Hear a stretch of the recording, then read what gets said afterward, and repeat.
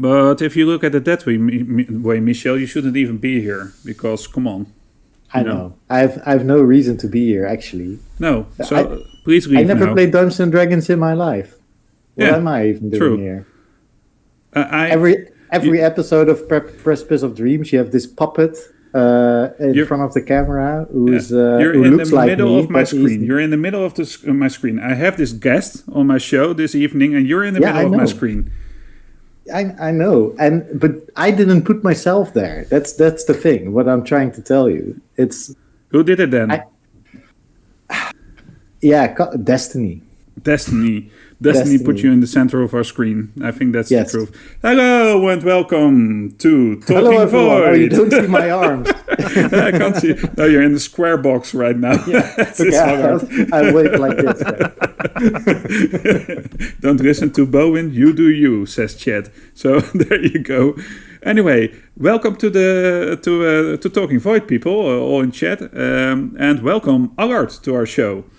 Thanks for having me. Thanks so much. My pleasure. Allard is from Dutch 20, as you can see below, and he's our special guest for the episode. So we'll be talking to Allard about all kinds of things, but mainly community and being a forever dungeon master. And I think we're going to have a lot of fun. But really, it's up to him. You know, if he isn't any fun, then we might as well quit. Right? We'll see how it goes. We'll see how it goes. Yeah. Allard says probably available name. Oh, that's a friend of mine. Hello there. What, you brought friends to our show? Well, that's just great. I mean, I had to pay them some money, but you know. Well, that's the right mood. You're on Talking Void now, and they off understand. To a great start. You're off to a great start. So before we do any the introduction, where we go into our not our main topic exactly, because we have a guest on our show, and then we don't do the whole Precipice of Dreams stuff, but we go straight into talking to Allard, because it's a bit silly to have a guest on our show and then again to start talking about only our own product, right? I know everything about Precipice of Dreams. We are going to do the Precipice of Dreams right after we start this introduction, and then we do that. No, but we'll be talking about everything Dutch 20 and everything Allard. That's the main thing. Wait, Jasper never pays me money to look at his shows. I don't have to, Herr Stevens. Hey, there's another Jasper. Ik support je wel, Allard. Groetjes, Meerte.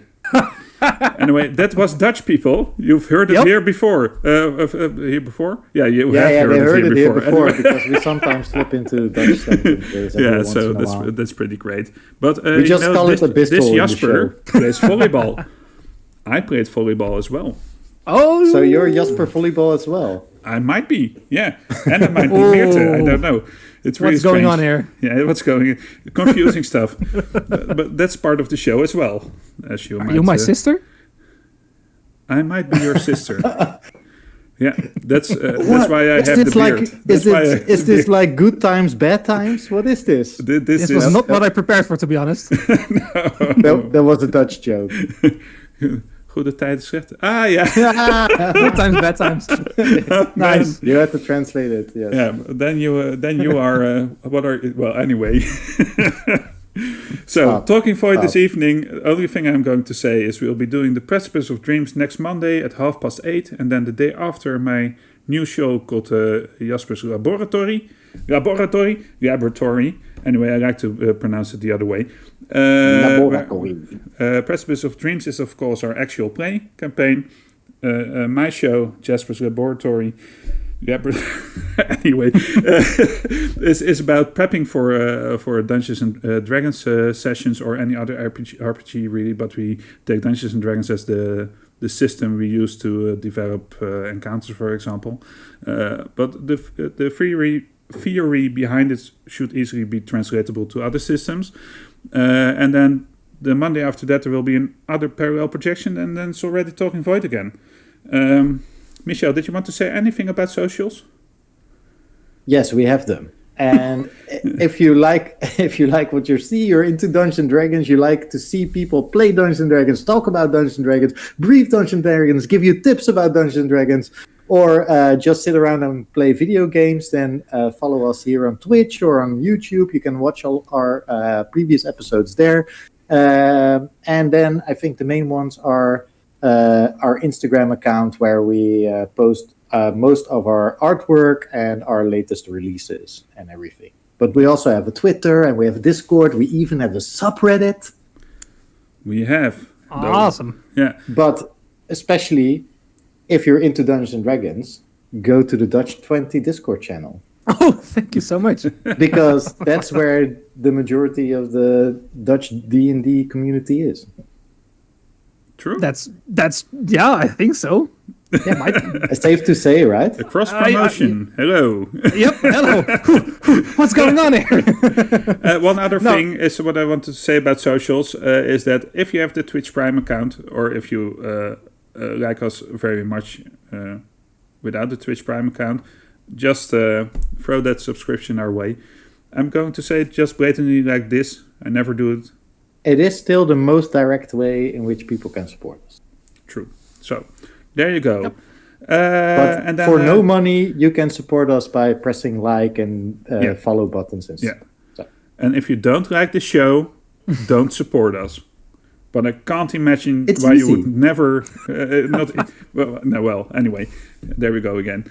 We have Iridium Space has joined the chat. I came as soon as the message Welcome. came in. And probably available name says, yes it is. And Ashley says, damn it, I knew I was doing something wrong.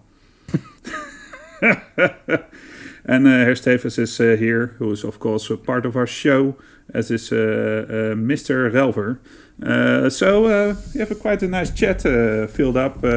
Please respond to anything we are saying. Yeah. Then, without further ado, because... You know, here I go again. I wanted to say, it was going to be without further ado, but I always think it's pretty funny that everybody says without further ado, you know? Well, I say without further ado. Adieu. Adieu. Adieu. Adieu. Adieu. Adieu. What is it then? Prefer. Adieu or adieu? I think it's Anyway, adieu. everybody says it, and it always sounds very professional. So, without any further ado, here's our introduction to the show. See ya!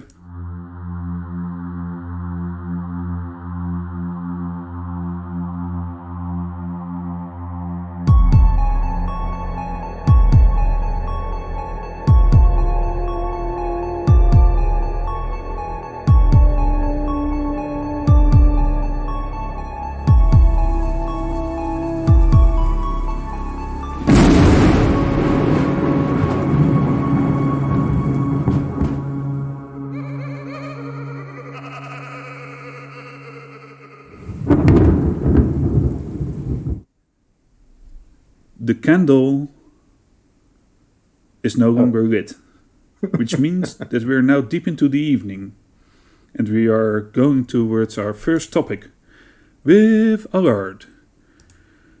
And we are going to talk about communities. Oh. Allard. I keep pointing in the wrong direction. It's a thing. It's a thing. It's always a thing. There's a Stata joke in this somewhere. Probably. Sure. I'm missing something again, but that doesn't That's matter. a definite yes. Okay, it's a definite yes, Esner. So, Allard, I'm going to start this topic by asking you, why are you here? Why am I here? Yeah. That's a good question. I was asked to be here. And I like to be here. And it's because I run the Dutch 20 server with some other people. And yeah, I was asked to talk about it. And I love to talk about it because it's a great little community. Oh, that's It is. funny. That's not what I had in mind. Oh, is that so? I know this cool guy named Allard, and per accident he's also this guy who's doing the Dutch 20 thing. That was such a weird accident. Yeah, no, totally. No, but you're here for both yourself and for the Dutch 20 community, Yes. which we all are a member of here as well. Some of us are more active than the others, and I have been in your lobbies, well, not lately, I must admit, because we are way too busy with Voidcast. Yeah, you are. Yeah, we are. and then we have this great RPG discussion threads and the general topics, and you see all these people joining these rooms where they go and start to play games, and you hear these stories about dungeon masters who are running 5 campaigns and are really into it and everything, and people looking for you see the stress in their eyes as well. Yep, that all happens. So tell me a bit about. Je m'appelle from oui. Okay. Tell me a bit about how this all came to be. So I think it was a cold winter morning back in I think it was 2 years ago now, and I saw a guy called Liam post on r/DNDNL subreddit, and he was basically like, "Hey, I'm looking for players for my group." So I joined his Discord, and we got to talking. I didn't end up joining his campaign, but I did stick around for, the Discord. Back when there were, I think 12 people, or maybe 15? I don't know the exact numbers. Back when, in general chat, people used to post their characters' inventories. So that has changed quite a bit. That doesn't happen anymore. No. And then I decided, we got to talking, Liam and I, and we basically decided, wouldn't it be fun if I ran my own campaign on this Discord as well? And then basically my campaign started there. I ran for 8 players, which was an interesting choice. Definitely on Discord, by the way. And then we grew from there. So it basically got busier and busier, and people started joining, and then suddenly we hit 100 people, and we're like, oh, wait, okay, so this is a thing now. And then you start to introduce rules because, with 10 people, it's just good fun. But with 100 people, you kind of need to start, managing expectations. Yeah. And then it just kept growing, and eventually, due to time constraints, Liam decided to take a step back, and I was the most active member back then. And that made me pretty much the Discord server owner. So he transferred ownership, and we went from there. So that's basically what happened. The head honcho. Yeah, pretty much. I was just the most active person, but definitely not the only one. Credits where credits due. I mean, the staff team that I'm working with now are great people, and everyone puts in so much time and effort to make it, a great place, which I honestly can't appreciate enough. But yeah, now we're, I think, at 2,000 members, so that's quite a jump up from 2,000 before. Yeah, it's weird. 2,000 Dutchies that also are interested in tabletop role-playing games, which is still quite a niche over here. Yeah, but it's awesome.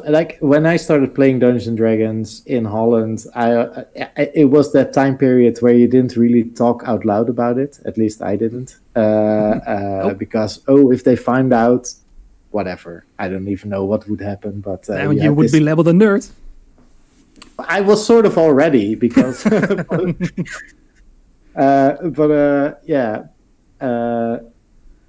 imagine that there is this large group now talking about it and hanging out, and it's amazing. I really like the Dutch 20 Discord server, so you guys are doing an amazing job. And that's great to hear. And I actually had a question, if I can, Jasper, Of because course, I was take just over wondering, the show. Just do what you want. do you?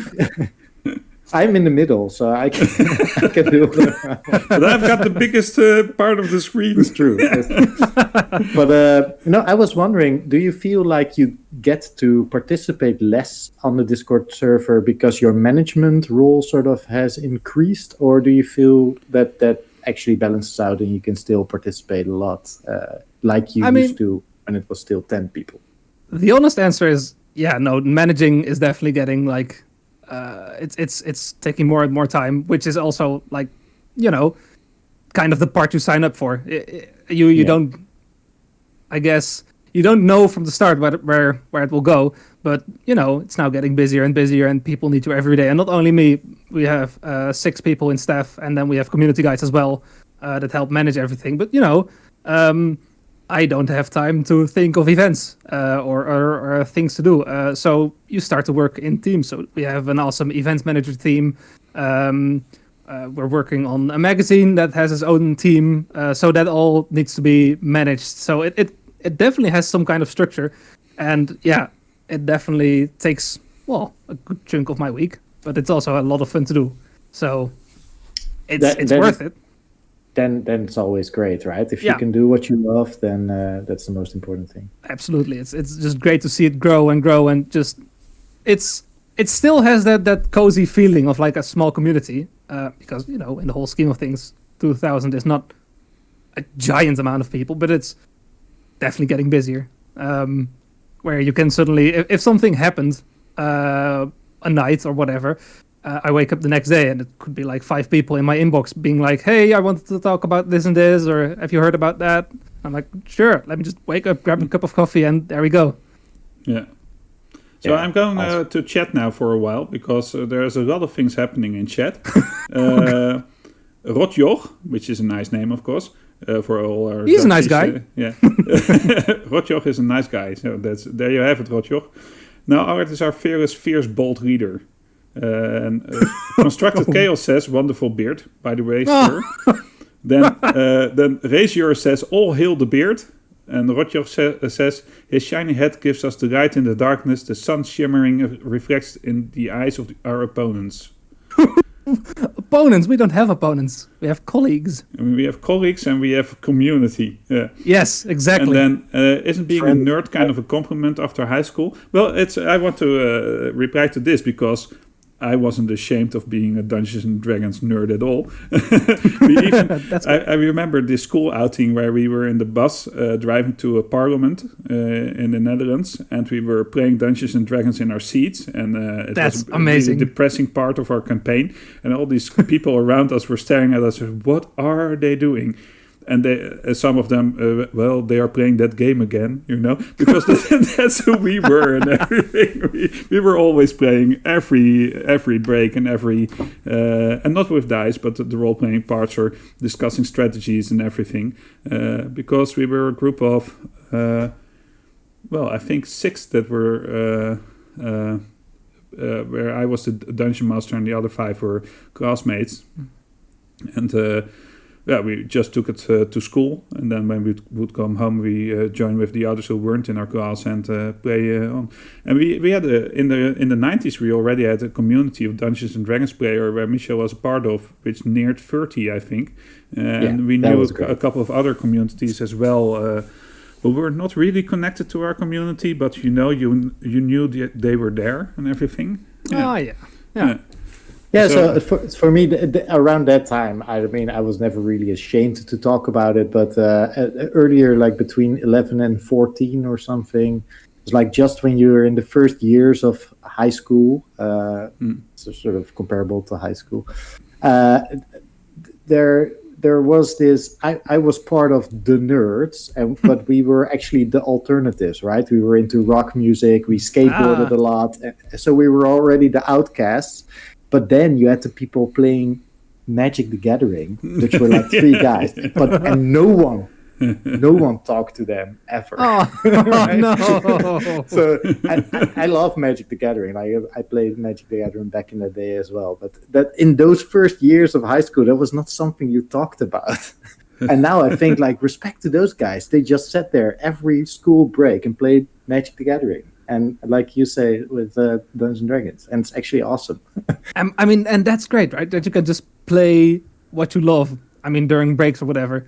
My first interaction with D&D was like, I think 4 years ago now. So back when I was 19. I didn't get to play it in high school or whatever, because I didn't know I think I had heard of it at some point, but there's this much rules and You went in 4 years. You went. Oh, this is amazing. This is a movie, people. You went in 4 years. You went from total beginner to owner of the biggest community Discord server of Dungeons and Dragons. I mean, that doesn't say that I know a lot about the rules. If you ever join one campaign of mine, Who needs the rules? I mean, the rulebook can just go out of the window. But, That's not true. the rules are there for a reason. Rules are rules. Yes. Well, we can talk about that as well. So I'm going back to chat for a second. Some don't even make sense anymore because chat is going so quickly and we have passed on to the things they were referring to. But Esner says, quite sure that we, the chat, have the biggest part of my screen. Yeah, so there you go. I like that one. And Jasper Volleyball says again, do you need a beard to be in Voidcast? Groetjes Meerte. Yeah, it seems like it. Well, The beard power is strong in our group, I think. But you leveled us up this evening. That's for sure. 20 level beard wearers. Yeah. Yes, exactly. I'm actually usually a bit more clean shaven than today. So Roger throwing it out there. doesn't have a beard. I'm never clean shaven, by the way. Goatee. Come on. Yeah. I have a goatee as well. Oh, well, there are many words to describe the thing I have on my face. Let's not go there, otherwise it will take like 20 minutes of your show. Ping me when my question gets mentioned at Voidcast Live. He wants to be there when it happens. Okay. Yeah, or, just stick around, because we're very interesting to listen to. But it will be... but we should maybe talk a bit more about Dungeons & Dragons. Because that's what people are wanting. No, the other thing is, the only thing that I wanted to mention is that I really liked the point where I got re-immersed in the Dutch 20 community is when it really exploded. And I think that was part of why I got...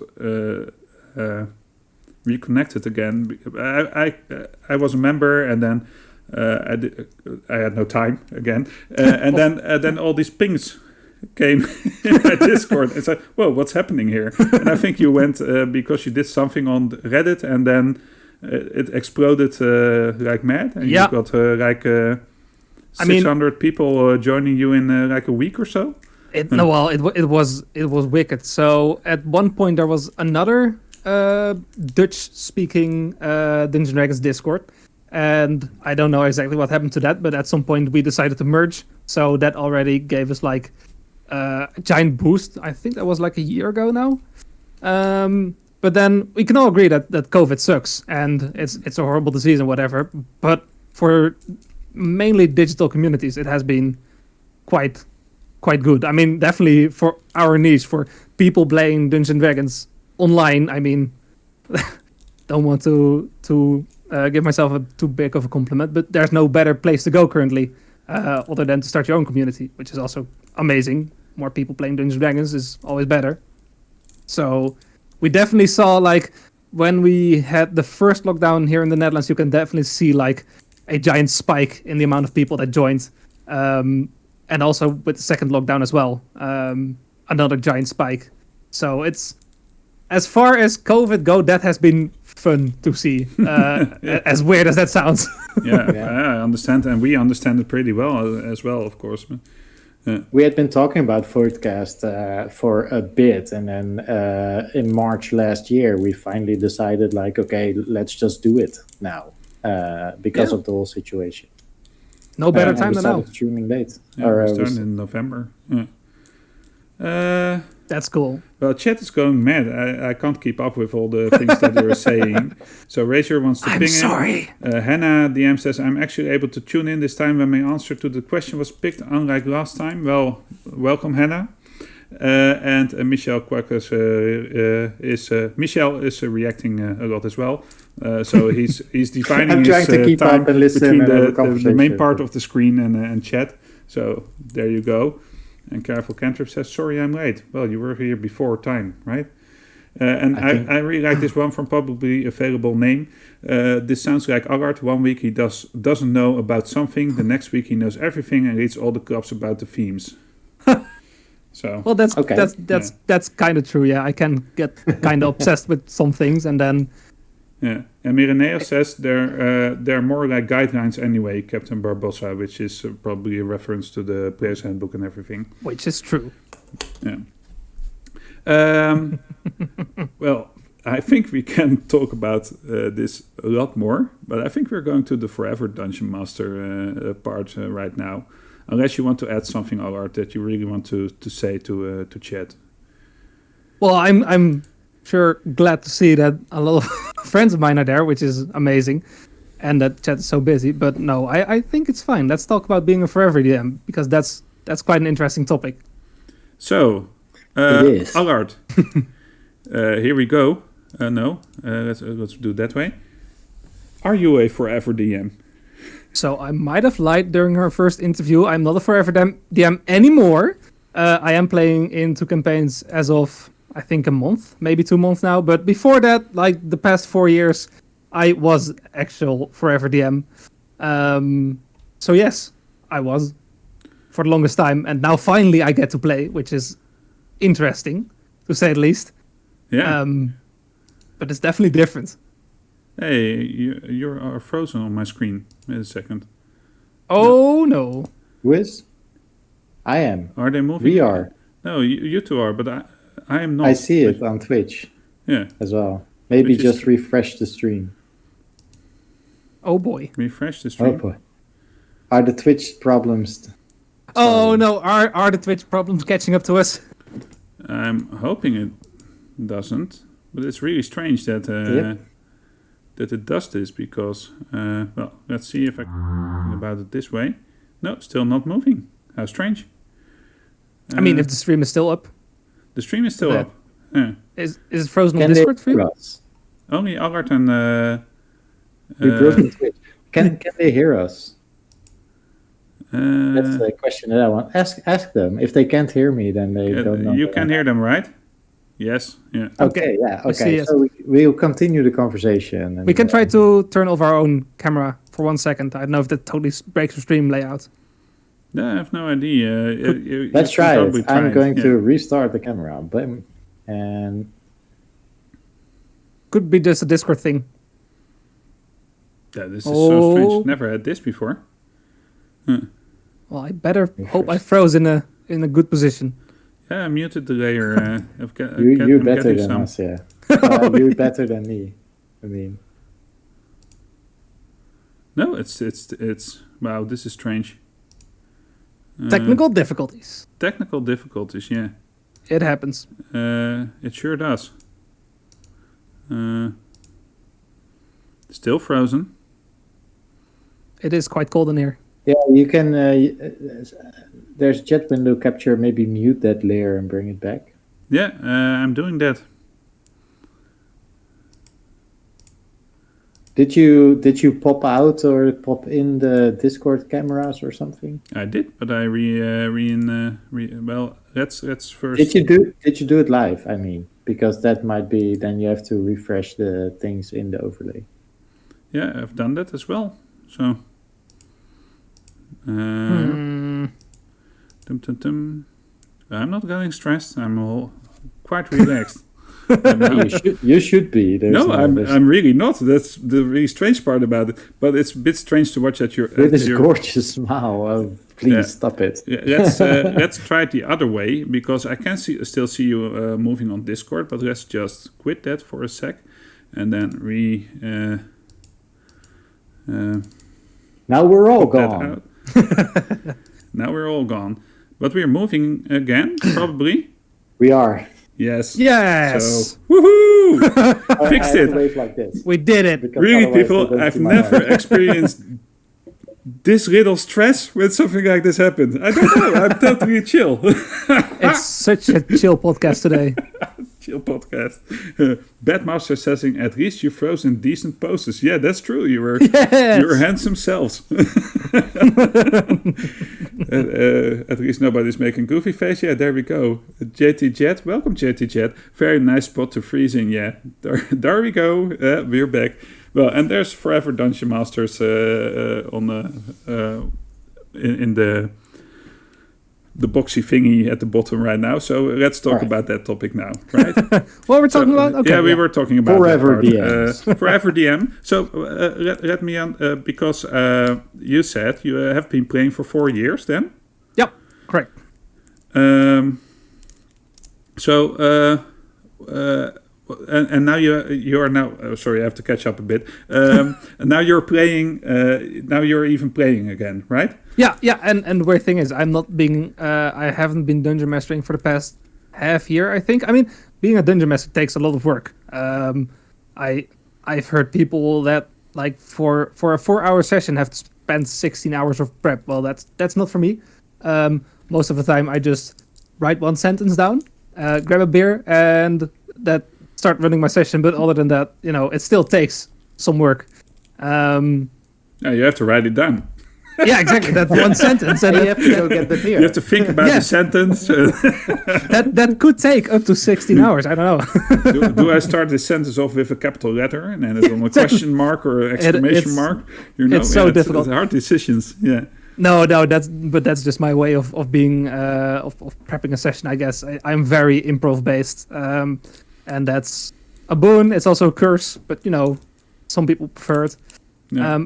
But yeah, I started out. I think I saw a highlight reel of Critical Role at some point.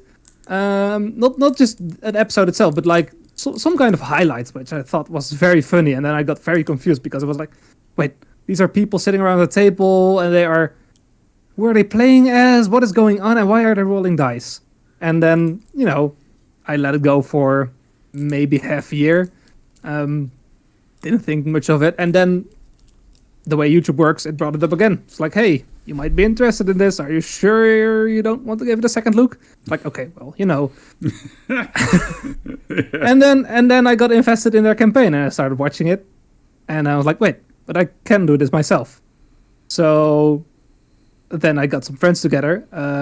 It was my best friend and then my brother and his friend. And we just started playing. And we went from there. And to be honest, that campaign didn't end all that well because, it's hard to schedule things in real life.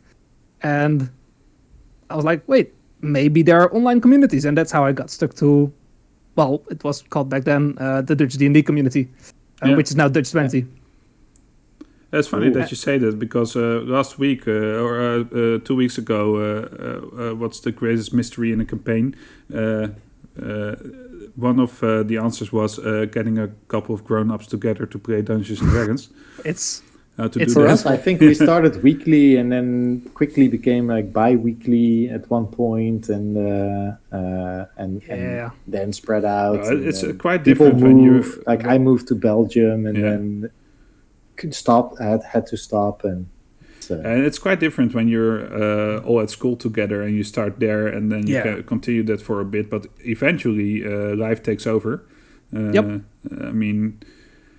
3 out of 5 Precipice of Dreams players have kids, so that's another thing as well. And so I've been a forever DM for 28 years now. I'm old, man. Man, I'm starting to get old. But I was 11 at the time, so I'm not that old. Still in my 30s for a year or so. And then so I've gone through all these phases, like the teenage years, and then the 20 years, then the start of having children, being in another city, when the internet wasn't as it is now. Because that has taken a great leap as well, of course. Because the quality you can do as a home group right now, well, we are doing this from our homes, across countries. Well, Belgium and the Netherlands for now. But we had Careful Cantrip on our show, which is in Canada, and it doesn't matter. Distance has become irrelevant to the medium. and COVID only I shouldn't say the virus and everything has made it a bit easier to because everybody suddenly has a camera and a mic. Yeah, You need it. Yep. they are needed. Yeah. So I, in that respect, is what you were saying earlier about community. It's a great time to be a Dungeons and Dragons player or an RPG Absolutely. player.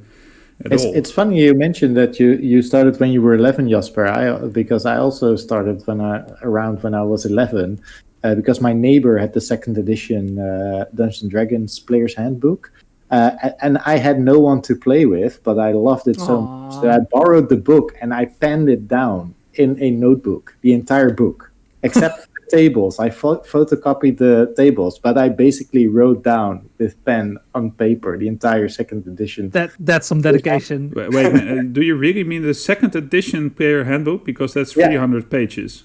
Yeah. Poor you. I'm pretty In sure English. because I had no one to play it with, but I wanted to be. I had to do something with it, and so I photocopied all the tables, and there's a lot of tables in that book. So, but yeah, I wrote down the rules and stuff, and the classes, and some of the first level spells and stuff. Yeah. Yeah, I wrote it out because I wanted to do something with it, and I had no one to play the game with. Yeah. Oh, that sounds so. I wanted to say sad, but it's also.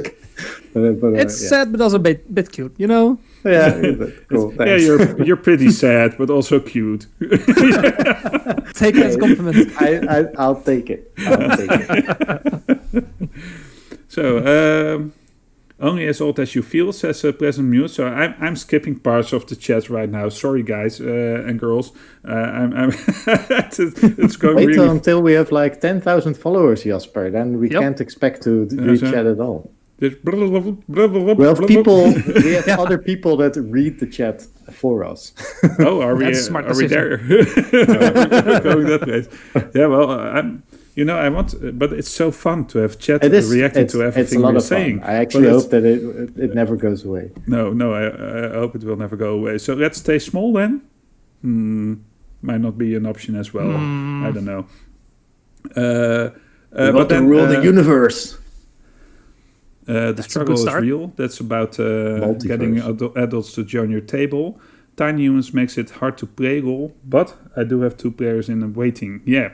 That's the other thing, my kids are 9 and 6, so your kids are 8, 5, and 2 or something?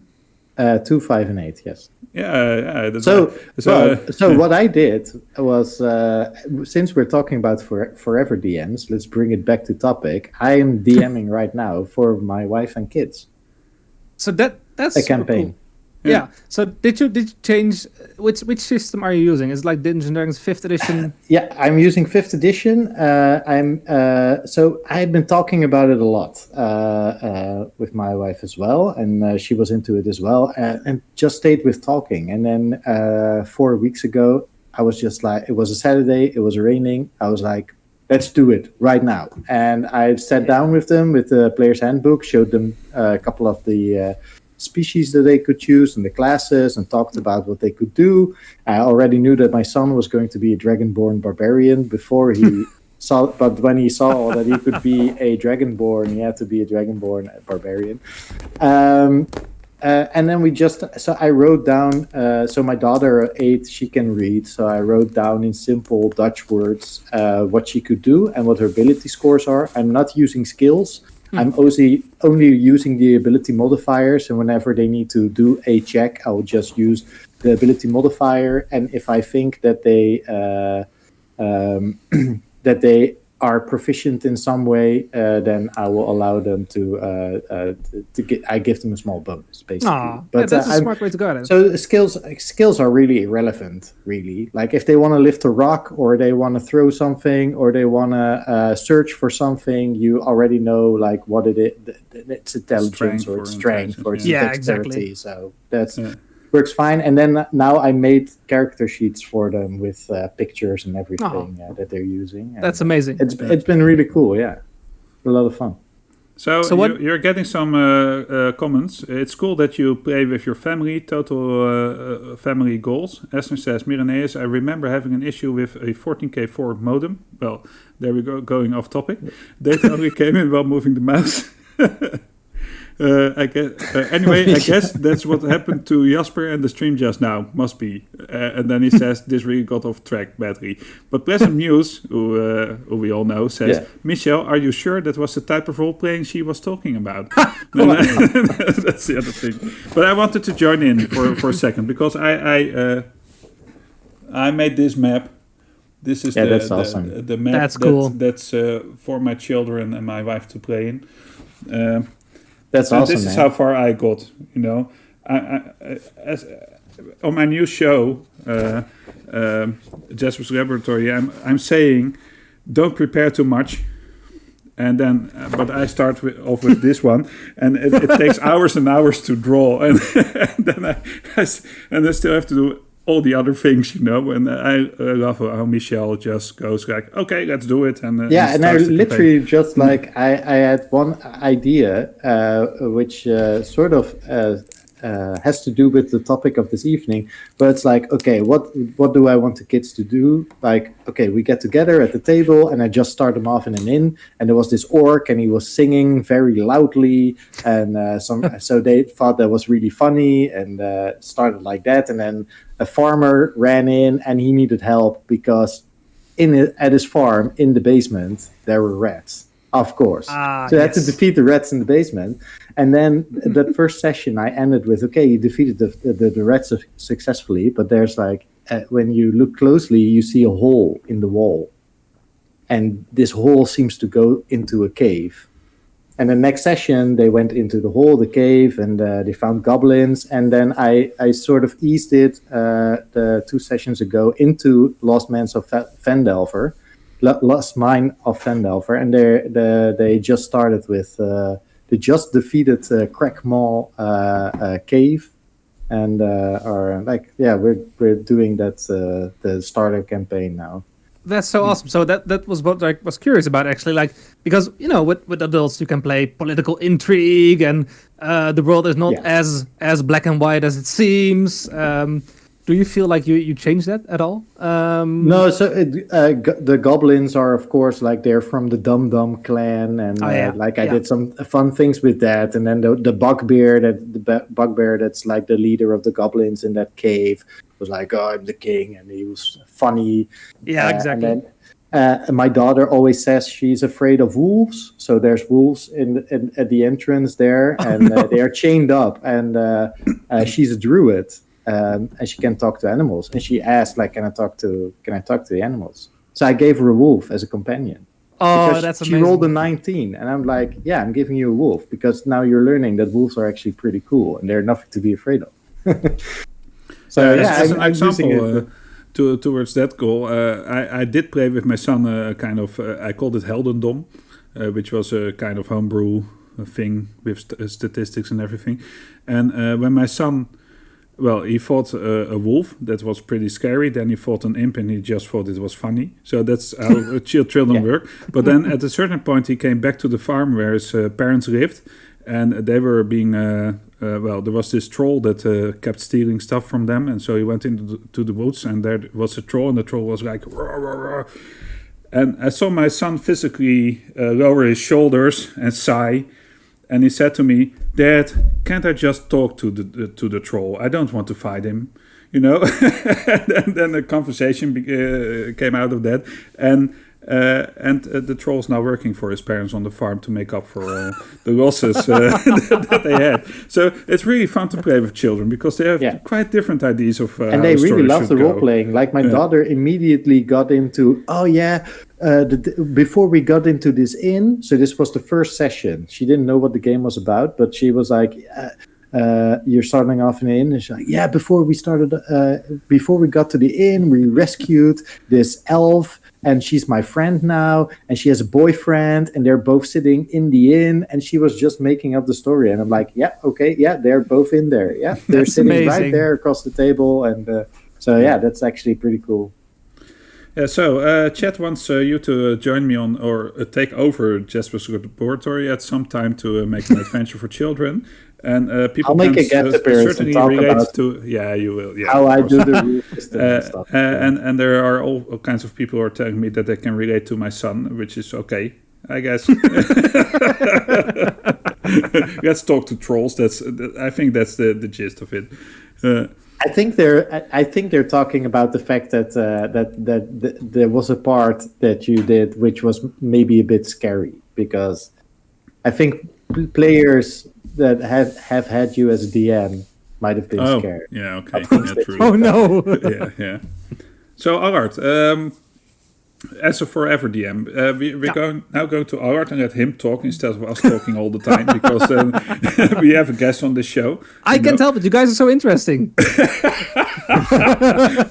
Oh yes, of course, but you know. I'll start my own podcast and then I'll talk. No, but for real. So tell me, what's your journey been as a forever DM? That's a pretty broad question. I like those. That's a good question. So I started off. What's his name again? There's this one guy on YouTube that I really like his advice of. I'm always recommending him. Matthew Colville? Yes, exactly.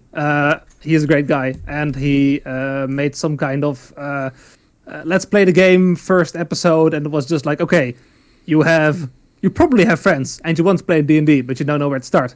And I basically copied that to the exact letter. So I just used his map and whatever, and that's the first thing I played for my friends, I think, which was great. And then I immediately started homebrewing, which was a bad idea because homebrewing is difficult, and it's hard to make up your own place if you don't know what you need to prep. So you start to prep all kinds of irrelevant things like moon phases, calendars, what some people are wearing, and your players will never ask about that. Let's be honest. There are some players that do, but most of them won't. So I basically started homebrewing from there. And then I think at some point we took a break, and then I ran a Halloween one-shot, which I went way too hard on. Not on the actual prep. I ran some kind of haunted house, but I actually made my own house into a haunted house with like dolls I got. I spray painted them black or with red eyes, and then put them in shady places so that you only saw the red eyes light up. Awesome. Yeah, and then just spider webs through my whole room, and just it was great. There was at some point, I think, some kind of room that was filling with gas slowly. So the players had to, think quickly and make decisions. And I think I bought like I think it's somewhere behind me right there, but you can't see it. Like a giant, what's the word of it? Zandloper.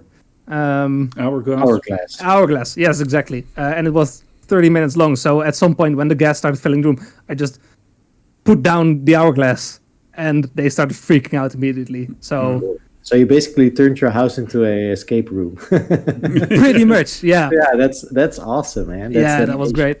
Dedication to the craft. Yeah, it was a lot of fun. And then I took Matt Mercer's campaign guide, and we just started playing in there, which the Talbot is fun. I think then. Yeah. We played on that continent, which was fun. It was a lot of fun, but I felt like I was still filling in too much. I wasn't keeping track of like exactly what was going on in the campaign book, and then I started losing track of it. So I was basically homebrewing my own campaign at that point, which is amazing. But again, it takes a lot of time and energy. Yeah. And then I went online. Not with my own group, but just with some people I met online, and we started playing from there. Always being the DM, and I don't know. I like having the power that the DM has. I also don't feel like everything a NPC can do, for example, needs to be written in rules. Like I can just say that this NPC is moving a rock with his mind. And, there might be some kind of spell for it, but I didn't think of it. I just make them do cool shit. I just want to think of things on the fly and make things awesome and let the players feel awesome. And that's the most important thing, I think. Yeah. Just to make the players feel awesome. And then... But also yourself, man. That's true. But if the players had a good night, then so did I. Yes. Thanks. That's I gave you the layup. Nice one. So I think, we are 50 minutes in. We are having a lot of fun, but we also have a lot of people waiting for our main topic and seeing their answers on screen and listen to us discussing them and maybe adding to that stuff. So without further ado, there we go again. What is the most epic start? I still have to write that jingle, but Fortnite. I don't know. It's going to be awesome. It's going to be multi-layered. It's going to be a jingle to introduce the topic. I like it.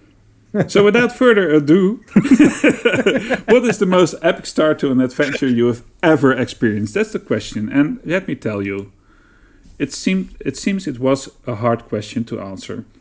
I have had enough answers to this question to make it a proper show, and we have some very cool answers as well. Actually, there will be a couple of funny things happening at the show. There will be people who will be talking about the same experience as players. There will be people where there will be answers where the answer has been given by the dungeon master and the player as well about the start of an adventure. And we have a flash forward and then looking backwards kind of thingy happening. And I really like that. And I have one that I've split up into two screens. We don't have a big answer screen this evening, sorry for that. Because there's a great start, but without the context of the second part, you might say, well, this looks like a normal start, but then the second part really brings it home. So, a couple of... We're super excited now. We have no idea what to talk about. Yeah, man. Awesome. I've read them all, and I love them. So, chat, are you ready to dive into the first answer? I have to see at least one yes, because otherwise we will not start. Or something that looks like a yes. It could be something else. Woohoo! Yeah, that's it. So ready. Yeah. Foreshadowing, ooh, yes. As Michel is saying yes. That's it. Well, yes. Okay, there we go. So how can he type and be on the show at the same time? I don't know, What is this magic? Yeah. What is this magic? Yeah. And we are not having a delay. And you're still later than some of the others. Just kidding. Anyway, the first answers are by Guinevere. One time at a bard camp, ... And Jeffrey says, when my players started Salt March, they were at the town festival when the market stall came to life and began throwing tomatoes at them, followed by a monster construct of pheasant carcasses. Yikes! Yes. So the first one is a Bandcamp reference. Assumedly, I assume. The second one is really cool. That's amazing. Yeah, I like it. Okay, this is interesting that you're saying this, Michel. A Bandcamp reference. Yeah. Explain it's to like me, because I didn't Bandcamp understand is it. a thing that we don't have in Europe, but they have in the US, which is the band members, which are the nerds, and then they've made these comedy movies out of them. That all these freaky things happen during Bandcamp. Ah, okay. I think. I'm sense. assuming that it's a reference to. Well, Bandcamp. it got a lot of love, so I think there's something in there. Yeah. It was off my ass off, says GT Chat. Bandcamp was an American Pie movie. Yeah. So Esner says in chat, epic start of an adventure. I woke up in the forest and really didn't know what to do. Open-ended adventure, it seemed. I found a house in which a nice old couple lived, but not much else. So I took some apples and a chicken. Some running away was involved, but after a while, a human kid came up to me and had the most unexpected intelligent conversation. I felt seen at the start of this adventure, no more running. Okay. Okay, It's a long answer. that's a long answer. Yeah. It almost seems like you were going into and this was me actually with something that happened to me yesterday. Yeah. So I wonder who was the DM of that adventure, Esner. Then Mirene says that second one sets a tone straight away. That second one does set the tone. Let's talk about the second one as well, because can you imagine a stall throwing tomatoes at you and then a carcass made of pheasant or a construct made of pheasant carcasses attacking you, and that being the start of an adventure, right? That's quite weird. For me, it was. Yeah, for me, the first part was like, ooh, this is funny. This is something that I could have done with the kids. And then the carcass thing. And then I was like, nope. You can't do pheasant carcasses with your kids? But awesome. Yeah. Well, I think if you want a miniature, you can just slaughter a couple of pheasants and start building, right? A little bit of glue here. I have told you that for kids, it's important to make things visual. So... Daddy made something. Can't teach him young enough. Just put it on your hand. So I'm going to push my hand into this chicken and I'm going to animate it. Okay. Oh, no. Let's stop there. Okay. Yeah. No Sometimes animals you were can go harmed too during far. the shooting of the No ship. animals. Definitely not. Cat, come here. Come over here. No. Oh man, it's getting dark again. Anyway, Constructed Chaos says it's a reference to a movie. Haha. So there you go. Present Muse says, I always like to start a campaign with a bang. Our current campaign is I started the players off against a Kraken aboard a transport ship. Go and look at Careful Cantrip. If you want to see it, episode 1, Careful Cantrip. Yeah, on YouTube. They are good friends of our show. We are good friends of their show. And we're just good friends in general. Yeah, good friends in general. And then Present Muse, I imagine that got people invested quickly. Yes, it did. And you just go see them. GT Jet says, off to work for me. All thanks, Voidcast Live team, for the great morning show. My pleasure, GT Jet. And thank you for the shout out on your show. Love that you're doing that, and you're always in our actual play. So love that you keep joining us. Yes. So the first take, I do some answers that are a bit silly or a bit vague, and these were two of those types. It's silly, but it's also pretty damn interesting if a monster construct of pheasant carcasses starts attacking you, and you can make that into a great adventure. I mean, you immediately start to wonder, like, what's behind that? What's making it do that? Yeah. So do you know that you can sometimes start reading a book? I don't know if you all read books. Well, I do know Michel reads books. I don't know if you read. But anyway, and then you start reading this book, and you think of it, this is either going to be really good or really disappointing. Yeah. And you have to trust that the writer is a good writer, and then you can go with the story. Then you have this great series called what's his name? Dirk Gentry's Holistic Detective Agency. Yeah, which is on Netflix. Adam Douglas. By Adam Douglas. Douglas Adams. This series is on Netflix, and the first season is pretty weird, but the second season starts off so strange that if you would start watching the series there and you will not trust that this is written by someone who is like one of the best writers ever, you would immediately stop looking, because like these knights with pink scissors attacking stuff and everything, and what's happening here? But if you trust the narrative, it can lead to great storytelling, and that's what I'm having here.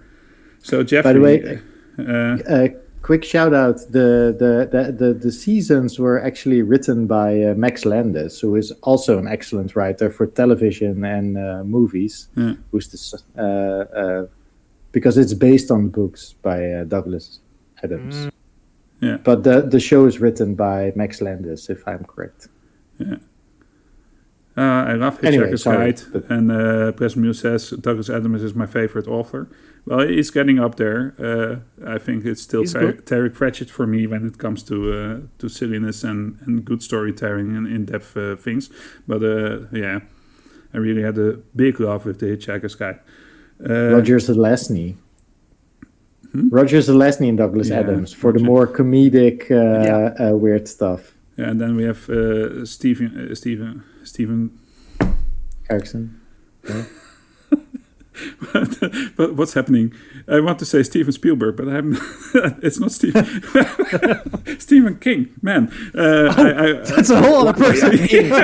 Stephen King, The Stand is the greatest book ever written, and then there's The Catcher in the Rye, which is the other book, greatest book ever written. And I couldn't understand why serial killers would carry that book with them, or not serial killers.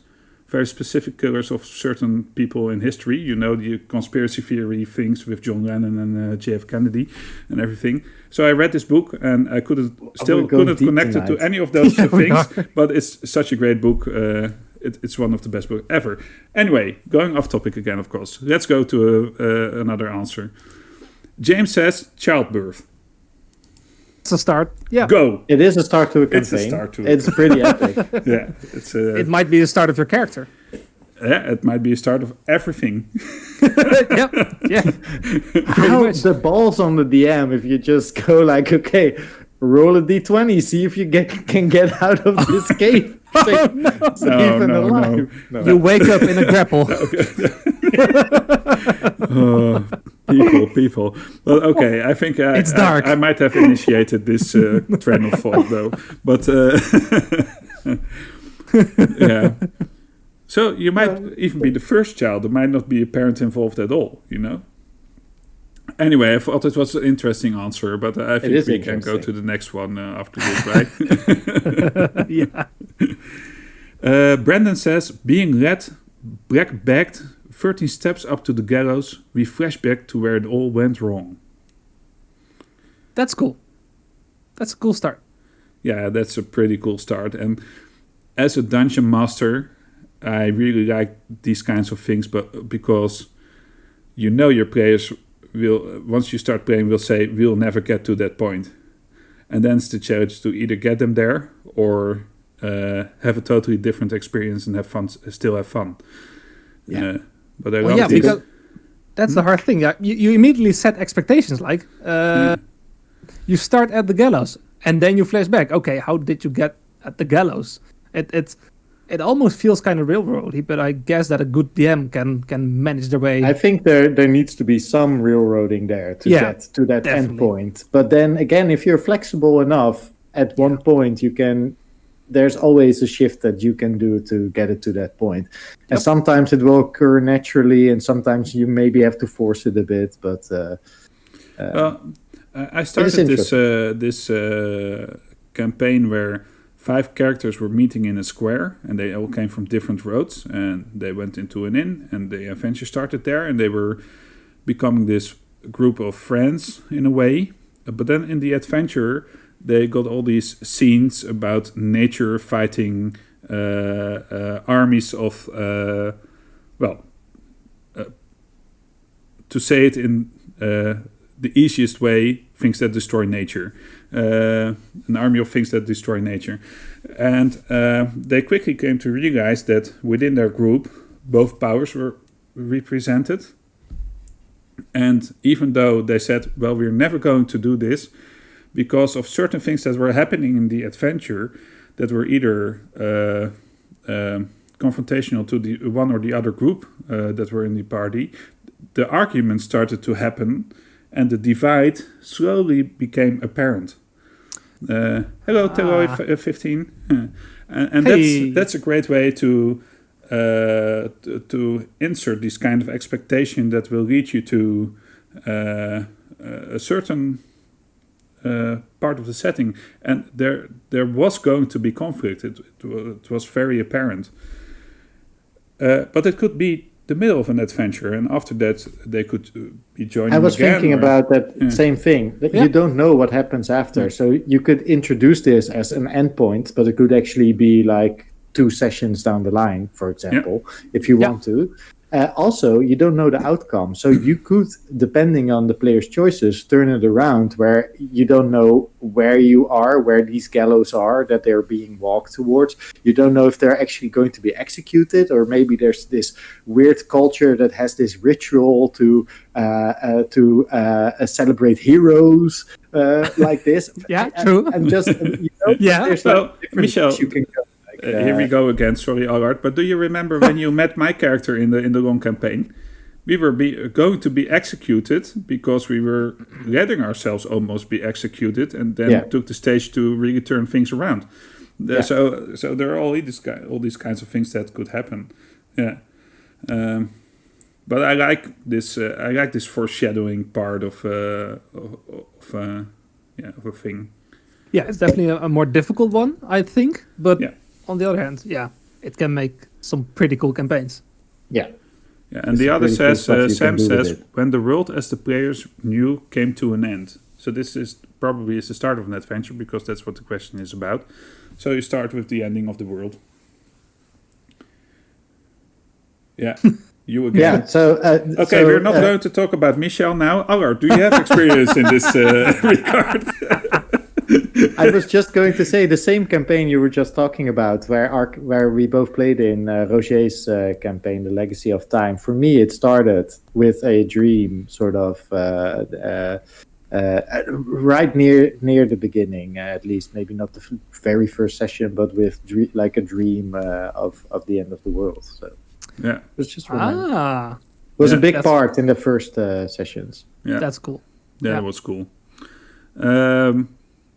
Do you have any experience with these kinds of things, Allard?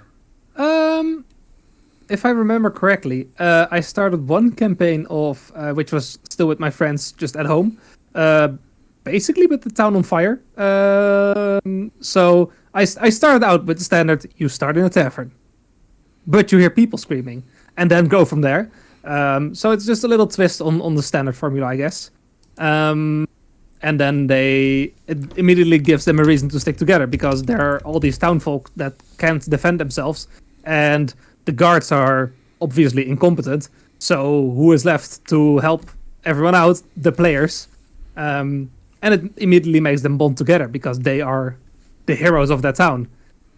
So people also expect them to be a group already, or whatever. I mean, how likely is the chance of 5 strangers meeting at a tavern and saving a city? Obviously, that's what happens, but it's 100% in any given adventure. It's my guess. Yeah, exactly. Exactly. But it's a pretty cool. Yeah, and then with another campaign, the one that I ran online, that was for 8 players, and I didn't know exactly how I wanted to start the campaign, because I felt like starting a campaign with 8 players. In the first session, you want people to introduce their character, and I didn't want to spend like 4 hours with people introducing their character, because then you'll be like, okay, time's up. The cool part will come next session, I guess. So I split it into 2 groups. We had A and B, and they both started out with their own tiny adventure. And one group started going after a goblin hideout or something. And this might spoiler one of the answers you've been given. But I gave them a blue dragon egg that the goblins were. Yeah, we're getting to that one. Yep. Yep. They were. Okay, there were goblins guarding that. Yeah. So those were my players answering kobolds. Kobolds, kobolds. That's true. Not goblins. Then it's okay. Yeah. No. That's. Well, man, you're leading me into 2 of the answers I've been given. Oh, I'm sorry. But no, that's great. It's but I think you'll like what follows then. So, I didn't read it, so. No, that's it's a secret. It was. So hit me. Yeah. Well, so Ashley Gibson says, there's a lot of funny things being said about Michel spawning and everything. Chat, you guys are great. It's awesome. Ashley, probably available name. I love that name, by the way. I really like the pub brawl that I suddenly spawned into at the beginning of the campaign 2. This was a campaign of Allard 2. Oh, that's true. Yeah. Pleasant Muse says, absolutely agree with Allard. You can assume that the party is going to take the hook you've placed in front of them and become a group.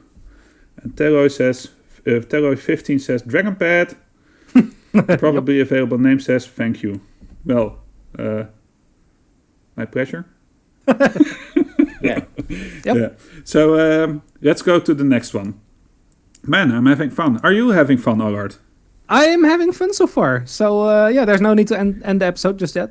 Okay, can then we won't I do thought, like, if you're having fun thus far, then maybe we should end it before it goes sour. Oh, that's true. We can also do that. Just end it on a high note. Okay, this is the end. Thank This you is all the for end of watching. Talking Void. We had a great time. I hope you did too, as well. No, I think people are really waiting for the answers. So, just to be sure, this what was his name? Man, I have to scroll so far back. We had to raise your. That's Yeah. Oh, there he is in the chat. is that? Yeah. Oh, there he is. Raise So, your. we are at your thing, right? Yeah, that should be. He was one of my players. Yeah. So, yeah. So, Tom says, we found a kobold den, where I smashed a lot of kneecaps with my paladin. Kobold kneecaps, kobold den. Afterwards, we found a dragon egg. The egg caused a lot of pleasant stress in the party because everyone had their own idea of what to do with it. Then Shannon says, the finding of a kobold den, where I tried to motivate the party to come together against the paladin because he was trying to smash a totally sellable dragon egg. So I love the double perspective on this one, you know. That's, of course, what you get when you ask a question. I asked it on more than one platform, of course, but this was in the Dutch 20, and you immediately get reactions to the first one by players who have also played in this campaign because they're part of the Dutch 20 community. So this is a good example of what might happen in such a community when it comes to and it's so two perspectives on the same story. That's awesome, and it ties into what Pleasant Muse said earlier, that you can't expect with any hook that the players become a group, and this is an example where it's Most definitely. And did they become a group here? They did for a good couple of sessions. In the end, the party broke up because at some point, players do what they do and they act in their character's name, which is amazing and great. But then it ended up in such a giant in-character conflict that it was just so hard to mend it all back together in a cohesive campaign that we just decided, like, okay, it's all right. We'll leave it at this. So we didn't end on a high note, but it was fun. Everyone was playing in their character, and everyone was having a great time. So, that's interesting as well. So that's an epic ending to a campaign then. I guess. Yeah, that's one way to put it. A different kind of epic ending, really, because it wasn't about the big boss or the big baddie that you've been working towards for maybe years, possibly, but it was that mutual decision in game to end the thing. Yeah, that dragon egg definitely had some uses. I mean, there was a big bad evil guy after that egg. He definitely wanted to. I think the idea was that everything the big bad evil guy ate or something or absorbed made him that much stronger. So if he ate a dragon egg, which he wanted to raise to a full-grown dragon, and then absorb the dragon, that's a CR 20-something monster. So that would make him that much more stronger. So that was kind of the idea behind it.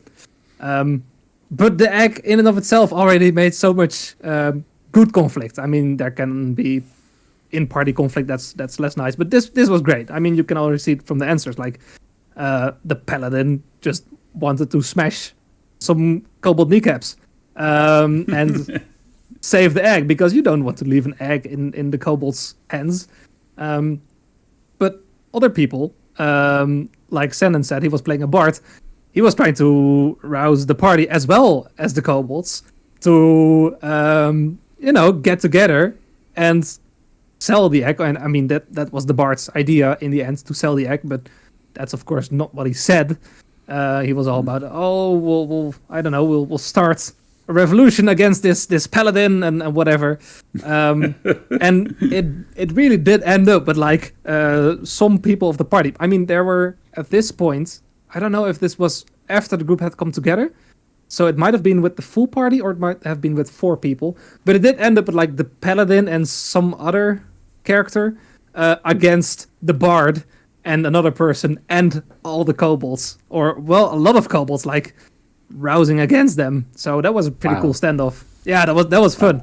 It was weird because I had to end the session there, I think. And I was like, okay, so we have 2 sides of the same coin. How the hell am I gonna put this all back together? But I didn't have to do it. In the end, the players were they understood how the game worked well enough to make it work themselves. So would you say they had player agency? Most definitely. Because people in chat are saying, what is player agency? So I thought that would tie in pretty well. Oh no, my players had all the player agency, to be honest. And that's a weakness that I'm still working on. I might say yes a little bit too often, which can lead to interesting combinations. I had a tabaxi monk, which had a camel as a pet, pretty much, which totally can happen. And then I had another character which was pretty much totally homebrewed, and also wrote like a big part of the city that they started in, the history of it, so. Yeah, saying no is a hard one for me, but it also makes the campaign that much more fun. More collaborative. Absolutely, yeah. Which is a big part of Dungeons and Dragons as well, the collaborative storytelling, which can happen in multiple ways, and this is a really nice example of it. Yeah, agree. So, Razor and maybe Teroy? No, I don't think so. No, especially Razor. Do you want to add something to this? Because now you are in chat. While we're waiting for him to answer. Yeah, exactly. It's really fun because we've talked about this before on the show, but for our group in the Precipice of Dreams, at a few points it was also not evident that we would actually be a group together. Because some of the personalities were so different from each other that we kept bouncing off of each other. And every time one of them tried to create a bridge, like, okay, I think that I understand, so maybe like I'll reach out this hand, it got slapped away by the other, and then we were at the beginning again. Ashley says, I blame Thomas. So, yeah, I think he's right. Maybe. Tabaxi Monk, so much speed, is another comment. Oh, yeah. Doesn't the Tabaxi have like 35 or 40 speed? Well, yeah, and it has this great ability design where it can move an additional speed an additional time, but then can't do it on the round afterwards.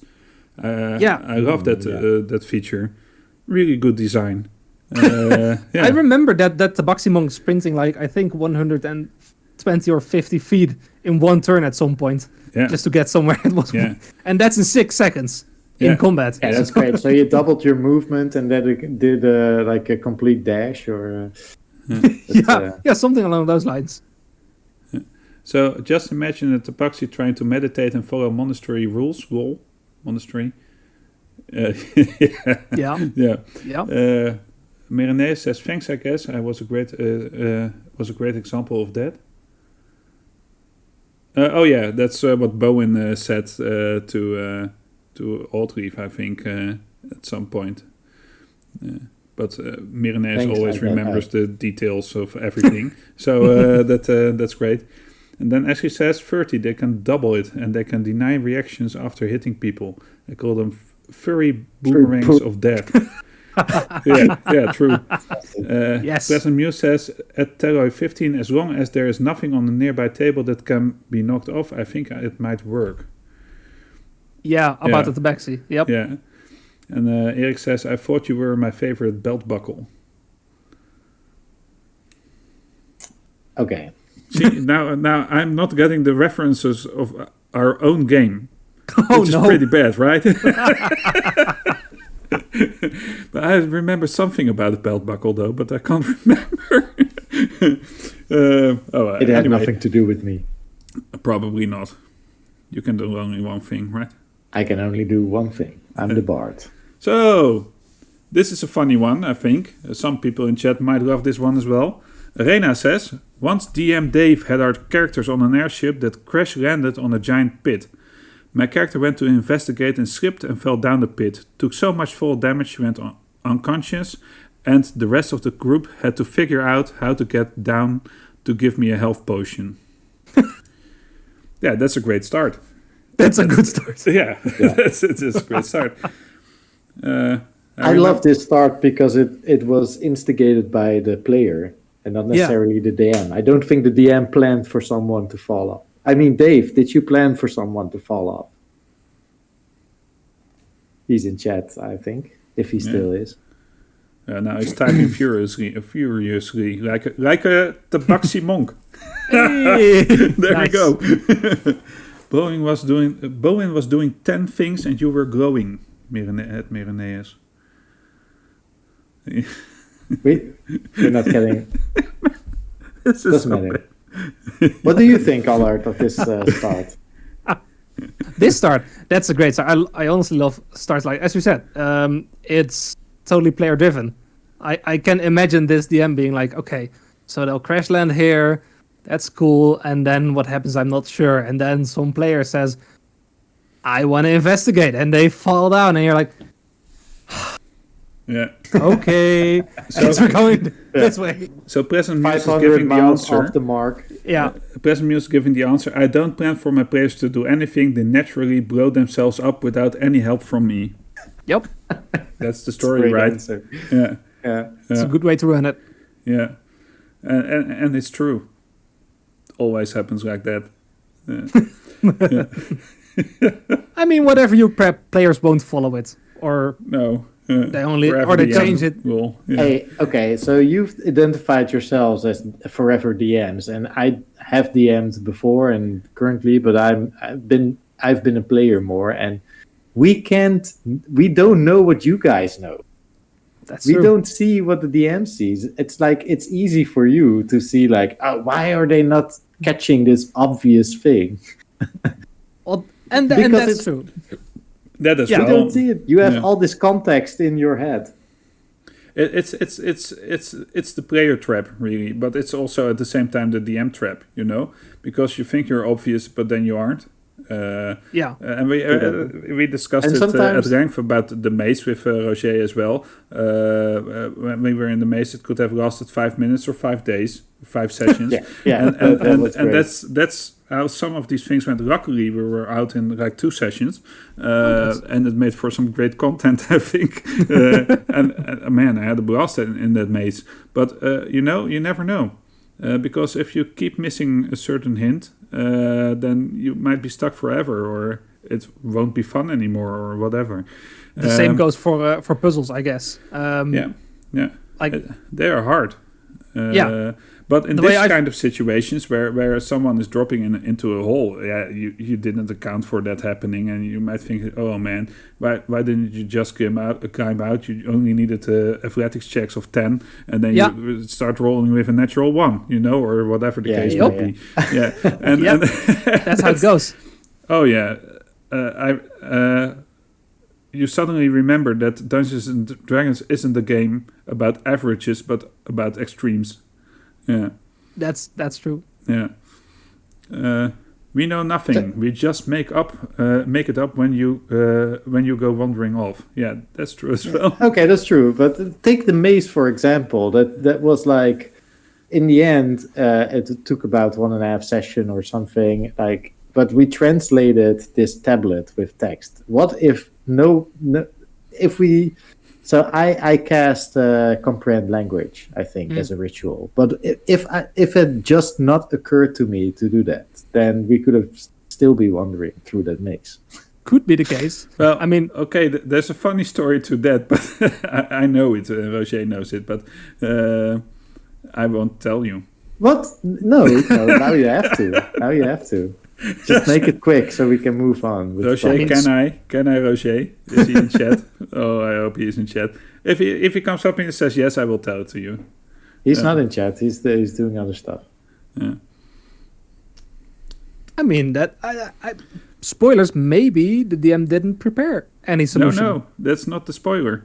Well, that's the way I've started to prep puzzles. Actually, like I don't prep an answer.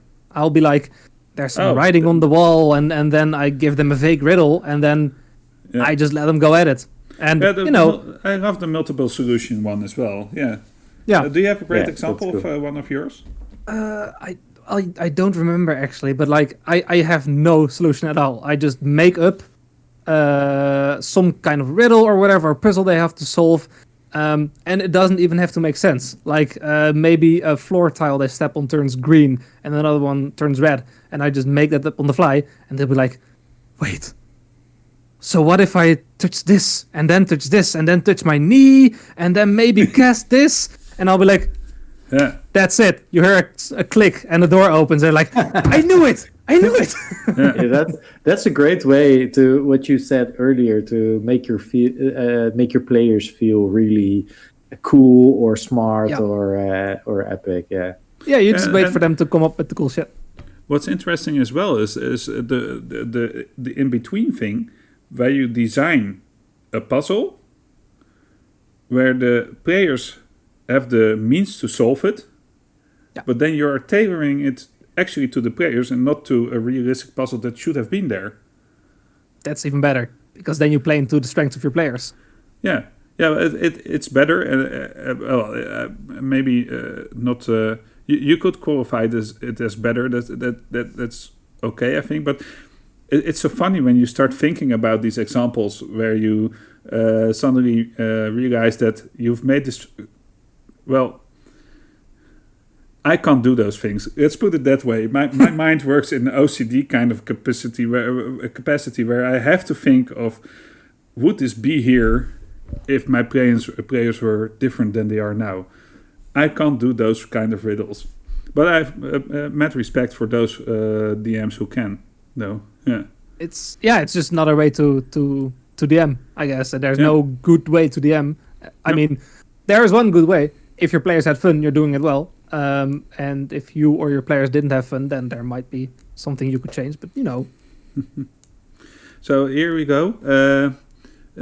Razor says, I've started a mission-based war campaign where all missions are set in stone. There's little to no exploration, but lots of RP and combat opportunities. Players pick one of their soldiers to take on a mission, like XCOM, and try to accomplish their objectives. So that's cool. I like that. Actually, so you have some experience with that, because I would say that Stromhold might be a bit like that as well. The campaign that we did, right? Where we had some missions that we could choose, and then and take along the right character. Yeah, so I love that. Sure. And Ashley says, I used my 2-year-old's color sorting puzzle last year. It took party 40 minutes as they were convinced it was too easy. Love my ass off, says Teroy. And Mireille says, there must be more to it than this. Well, there is, and then there isn't. It's complicated. And Ashley says again, 40 minutes of RP about how it must be harder.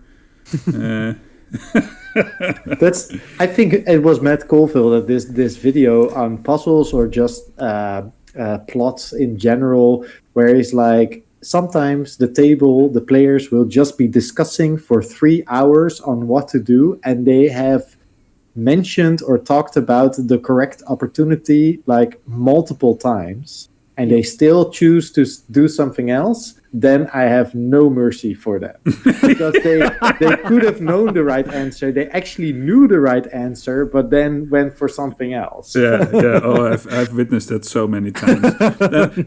Last, I read somewhere on, I don't even know if it was in one of my answers to my previous questions, or I saw it on Reddit or something. I don't know. Or maybe it was even on Dutch 20. But there was this story about a door with 2 hinges, and it was the stone door, and it was pretty heavy set, and they said, I'm going to bash it in.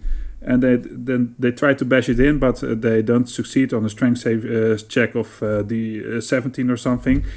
And then finally they come to the conclusion that they can just pull the hinges and it opens the other way, That's classic. That's classic. Yeah. It's classic, and it happened to me and doors in real are life. by far the hardest enemies in any...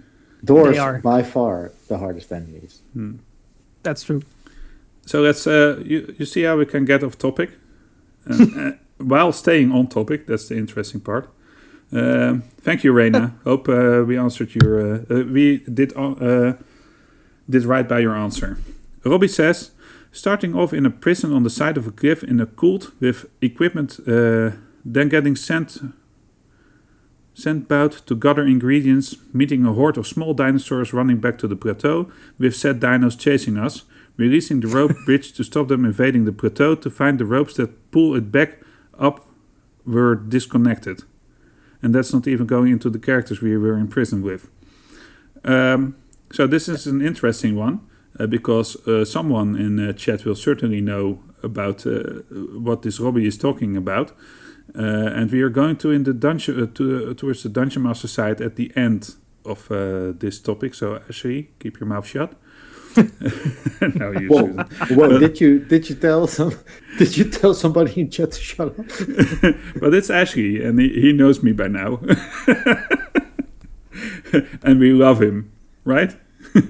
No, but the funny thing is this, Robbie is a player in Ashley's campaign. And I really like the side of this story because it's the player side of the experience, where you really start off with nothing in a prison, in a hostile jungle situation, and you have to go out and do things for your masters, and everything is scary, and you're really stressed.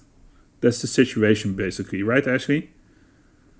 This was his first ever game of D&D. Yeah, so imagine that you start off with this. Wow. Prison, and then, dinosaurs, plateaus and cliffs. Equaled, There's some pretty awesome rope bridge. There's some pretty awesome ingredients right there. Yeah, and That's a lot for a start. And well, you've seen Jurassic Park, so you know that you can't handle a dino when you're naked, right? So yeah. So I really love this opening, and we'll be seeing the Dungeon Master side of this later. But I first wanted to talk about this one. What's your reaction, Allard? I mean, I love it. It's like filled with so much. It definitely defies the standard of how to start a campaign. It's far removed from an inn and rats in the basement. Oh yeah, absolutely. Getting chased by dinos, that's on my wish list. Like that still needs to happen. Yeah. So props to the DM for doing that. I shouldn't say this out loud because our Dungeon Master will be looking back at this and probably make some horrific thing out of it. So, but yeah, that's funny to say. What's on your wish list, Allard? Of things I still want to do. Yeah. It's a good one. I've honestly been entranced by the idea of some kind of tropical campaign where players just get a ship which they can upgrade and you know it's their base pretty much. And then to see what kind of epic adventures they as Razor says, and Dark Waters is kind of my campaign baby. That it's the standard homebrew campaign that it's never finished. So I'm still working on that. So something along those lines, and something with gods. I really love doing things with gods. They're powerful. Well, you can make them very powerful at least. And players just understand that they shouldn't mess with gods. Most of the time, at least. There will probably be players that say, I stabbed this god, and they will feel their wrath. But I don't know, I like the idea of like a god just sending them on quests or whatever, or being... Yeah, you can do so much with them. So I think those two are on my wish list, definitely. And I've never used mimics as a DM, which is like the standard Dungeons & Dragons thing to use. So I might want to do something with that. I was thinking about this because mimics come up a lot on all the Dungeons & Dragons social media and stuff. And I think I've never fought a mimic as a player. What are you saying, Oddleaf? You've been in a city that was a mimic. He didn't know. Even the doorknob tried to bite you. That's true. Oh man, that's true. But that's true. The doorknob tried to bite me. Yeah. Oh, that's so awesome that you interpreted it like that. Because I've been thinking about this before that session happened. Like I've never run into a mimic. But now that you're saying, it makes sense. Basically, the whole world was a mimic, and we're all mimics. Oh, jeez. Aren't we all mimics? We are all mimics. I Because, don't think they're not mimics. I think something else is going on. But if they turn out to be mimics, but it's kind of mimicky, you know. and it was mimicky. I myself, yes. when I turn into bed, I turn into a chest. Just every night, you know. And my wife's just thinking, man, he's a chest again, you know. Does he need to do Next that to every chest. single time? Yeah. Why can't he be like? Oh, he's cupboard? only a level 10 mimic, so he can't keep up the appearance for the entire 24 hours. Yeah. Or maybe I could become a animated rock or something, you know, because that at least keeps her warm. The chest doesn't. That helps. Yeah. So there are a few things happening again. So Beholder also. I think I never fought a Beholder as a player. Same. Yeah. But that's also respect to Roger, because the DM currently of Precipice of Dreams, but also of my longest running campaign that I played in. Like, he always had these really original, felt like enemies and boss encounters, and That's awesome. yeah, never missed it or something. Where like, oh, I wish we could just fight an ancient green dragon or a Beholder or both. At the same time. So the chat is going wild again. So Ashley says, well, I'm a merchant Navy officer. I do nautical exploration campaigns. A merchant. He restores himself. Razier says, I have used the mimic in my campaign exactly once. Essen says, see, fighting doors again. Yeah, probably. I'm literally fighting a door again. Yeah, I've always wanted to start a campaign with a mind swap and have all players exchange character sheets until they fix it. Ooh. Yeah, that's cool. That's cool. Yeah, That's actually a great idea. I could see Allard immediately go like, Yeah. I'm using this. Gotta steal People that. make characters, but have them really invest time and effort into it, and backstories and everything. And then the first session, you just go like, "Yep, you are now saying this." Good luck. but this is I'll keep something for a later comment, Okay. and then we'll go into that a bit deeper. Every time I think of using a mimic, I insert a beholder just because. Pleasant Muse, that would be hysterical. Yeah. Pleasant Muse says, Ashley Gibson, no spoilers, but stay tuned to CC. That's Careful Cantrip again. But that's funny, because now we also have constructed chaos.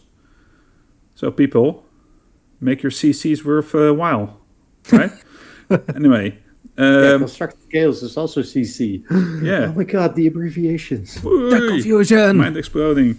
Yeah. Crowd Control, also CC. Yeah. There you go. Characters template I watch on YouTube, too early for me here in the rainy UK. Yeah, I watch, except for the Sunday show from Careful Cantrip, I watch that live. Hannah DM1, I didn't fight the dragon until after I had been playing for several years. Eric says, or a 12-headed Hydra, which is our running gag. Is it 12-headed now? It's his running gag. Let's be honest here. I have leaked images of Jasper in bed. Oh man, I have to press that thing. I have to press.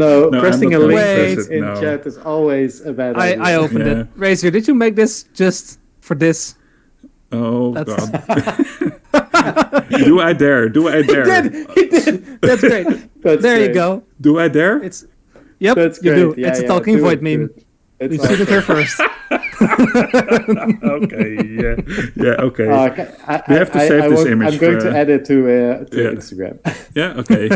How do you want to be referenced as the artist?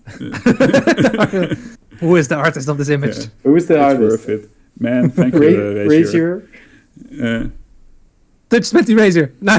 That's 20 Yeah, Razier. I will. It's happening. Ah.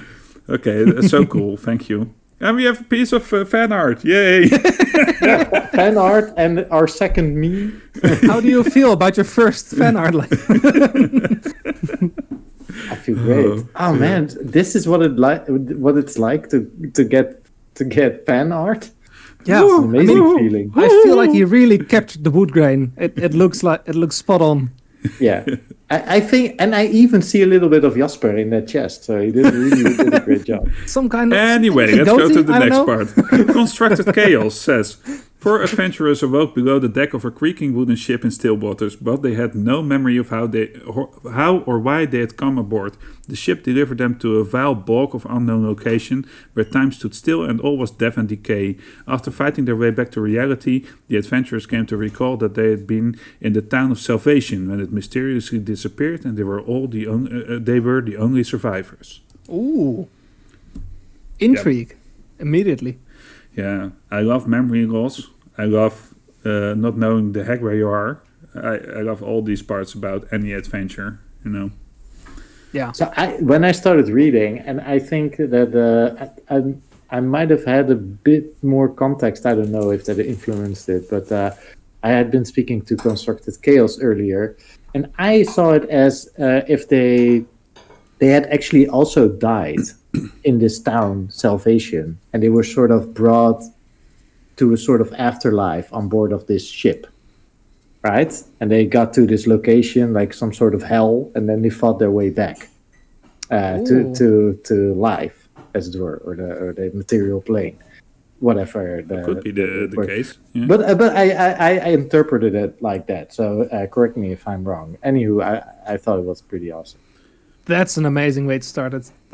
I actually love that. You can do a lot of things gist with of that. it, more or less, says Constructed Chaos. So, yeah.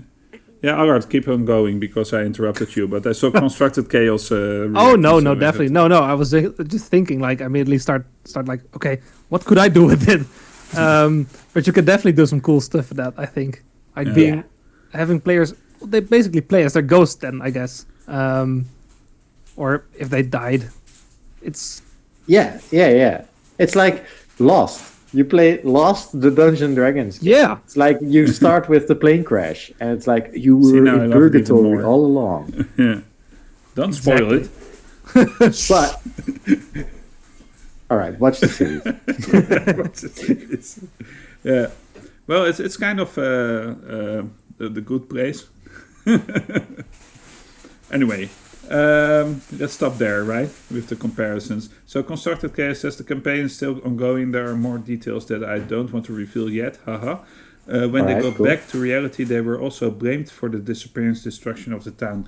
Yeah, man. There are all these great plot chances you can do as a dungeon master when you start a campaign like that. So also, Absolutely. I just have to check this. Constructed Chaos.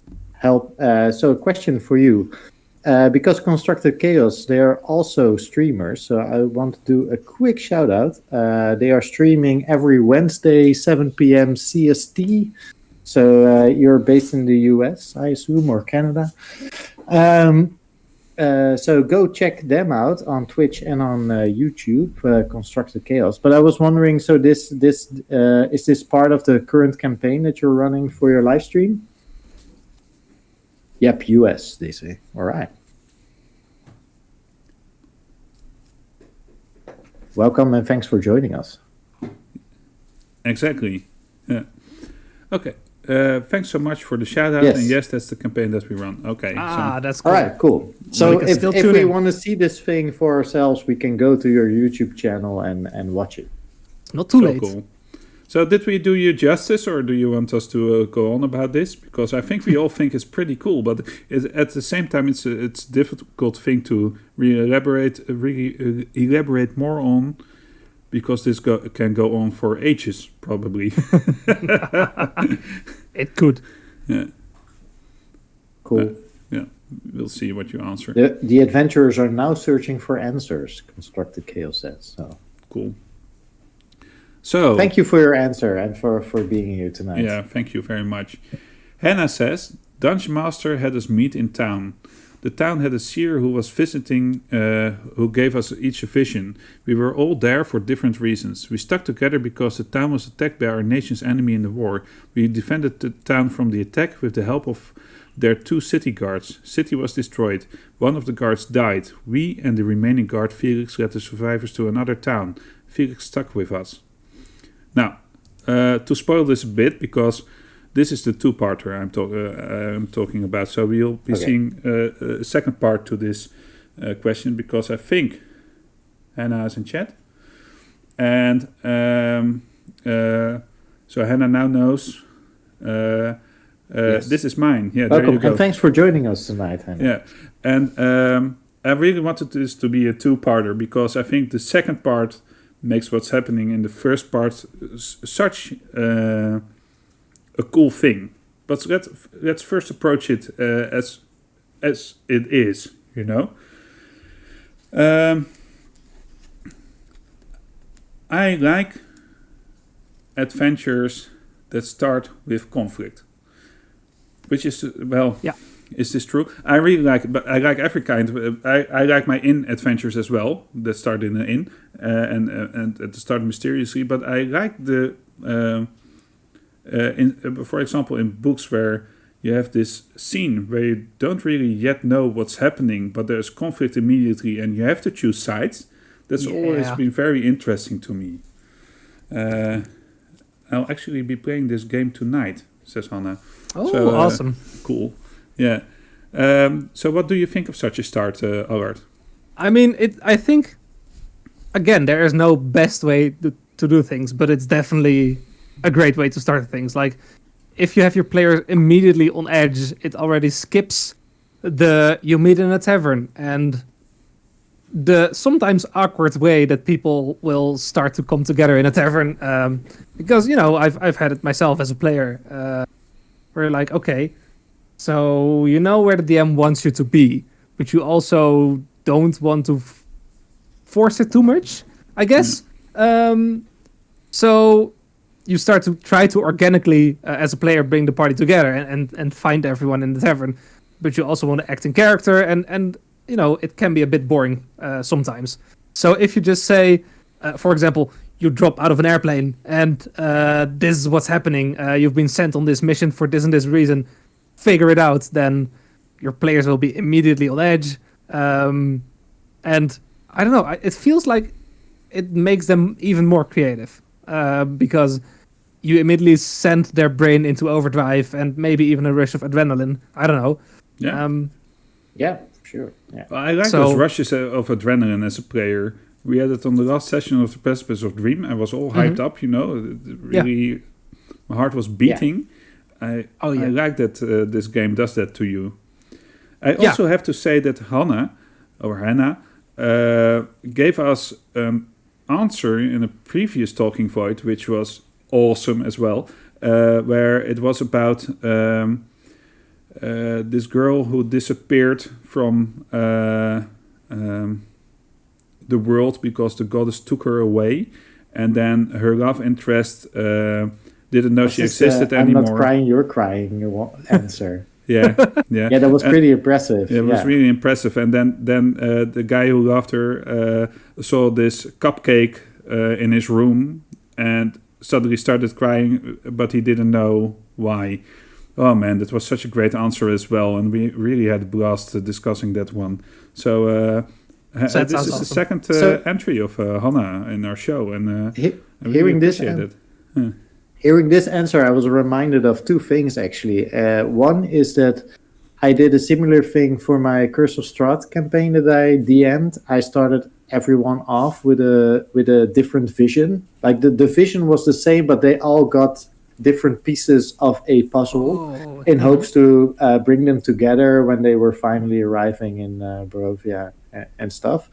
But I actually did that because I was inspired by one of the coolest beginnings that I ever saw, or most epic beginnings of a campaign that I ever saw, which was a one-shot on Critical Role run by Liam, where all the party members are sort of roguish and they're going to do a heist, and he gave every player a specific thing of information. And it were things like, you are secretly jealous of that guy and you want this mission to end without him living. He gave them all different win conditions. So at the end of the session, it was like, you sort of won if you are the only one standing. You are won when you actually did the heist. You would have won if you escaped with your love interest. And he gave all these cool things, and that was like one of the coolest it was the coolest beginning of a in this case a one shot that I saw, and it was a really cool episode. That I think sounds I didn't amazing. see that one.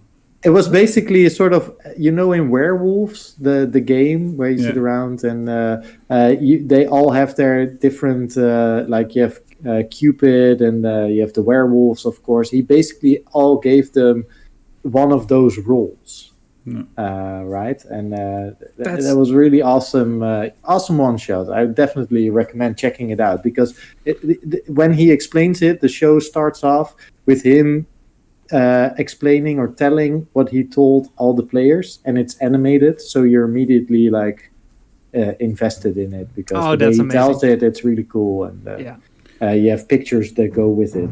Okay, so now we know that. I want to jump back a bit to Hannah because now that we know that she had such a great entry into. Can I say she? Hannah, please correct me if I'm wrong. In that previous answer, we know that this can't be the only thing, right?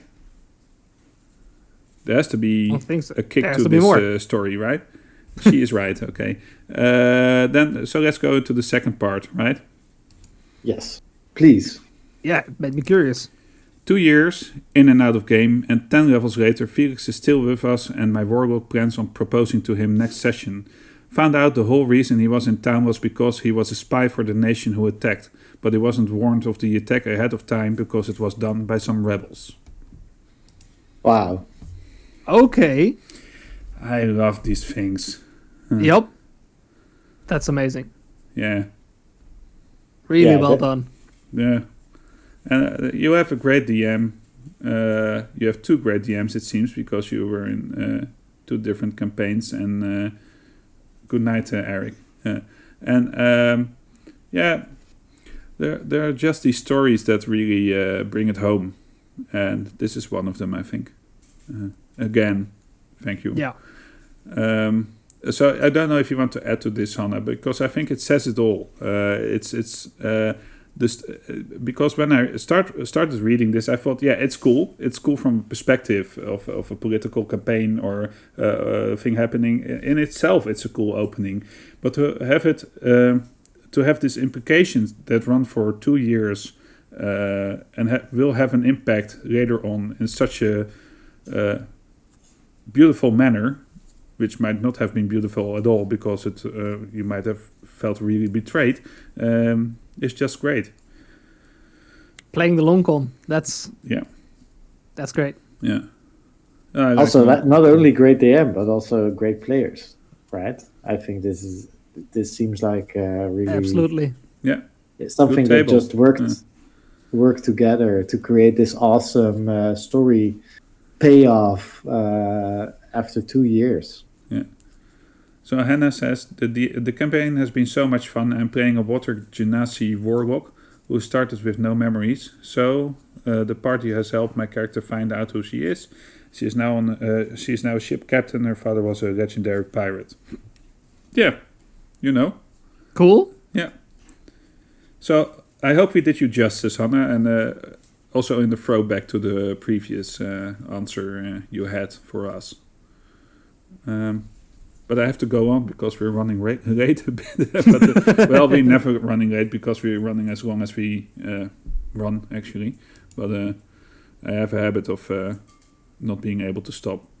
We have a habit of going off topic. It's so much fun. You just want to keep going. Yeah. True. That's what Roger always says, Roger, making it sounding English in a weird manner. We like to do this in our spare time, talking about Dungeons and Dragons, so why not make a show out of it? Indeed. Nikki says, and Nikki is a Dutch 20 member, at an introduction session with 12 to 15-year-olds and 0-level characters who became totally overwhelmed when they, by accident, became part of a conspiracy that involved a body of them who was of noble birth. As urchins, they quickly became the main suspects when their body's father was murdered and needed to flee for the law. All very fragile and exciting, especially when I ended the session by saying that 7 years had passed and they had leveled up to level 3 and asked, what did you do in those 7 years? They were so eager for session 2. I understand. Yeah. So I'm making That's- my own translations from Dutch to English. So if I don't get the gist of it, please say so when you're in chat. I really do love like time jumps in campaigns because it gives you some time. Well, it gives you downtime for one, but like definitely if you Thanks, skip, Hannah. if you skip multiple years, then you can really start to think about what did my character do in between. Maybe they picked up a whole new craft or learned something interesting or maybe made something. I don't know.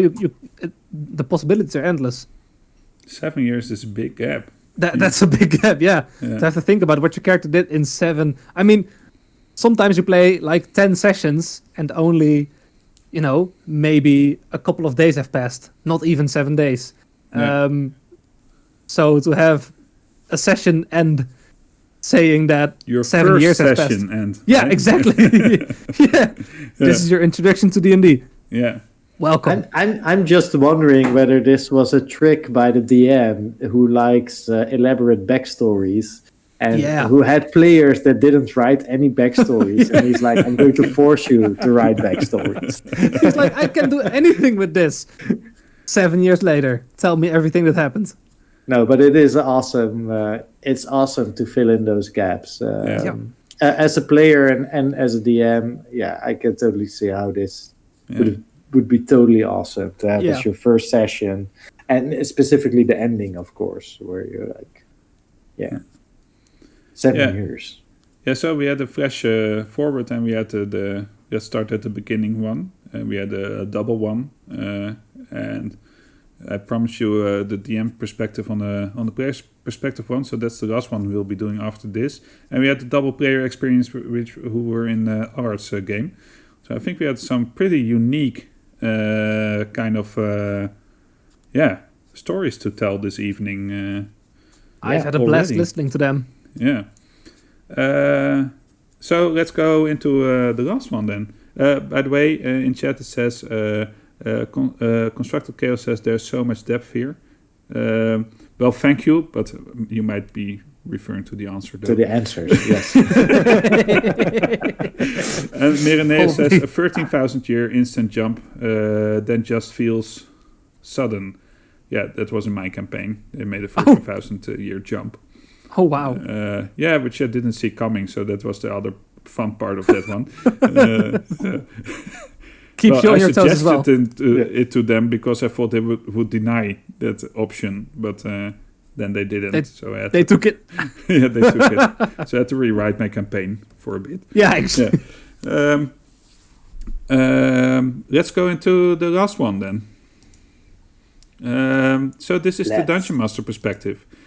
The jail is a cave below a plateau that is only accessible from a dumb waiter from the village above. It is 30 meters directly up to the village or 500 meters directly down to the jungle of Kult below. The plateau is only accessible via a rope bridge 16 meters long that spans the gap back to the cliffs from the village. Each of the characters had committed a different crime that they selected at random from a list. It was up to them to share this information. The party started with no equipment and only rags. Then were assigned basic equipment as part of the first mission to forage in the undead dinosaur-filled jungle. Yeah, that's awesome. So we had Robbie's answer, and then we see the Dungeon Master perspective here for the same encounter. I guess it's Cholt.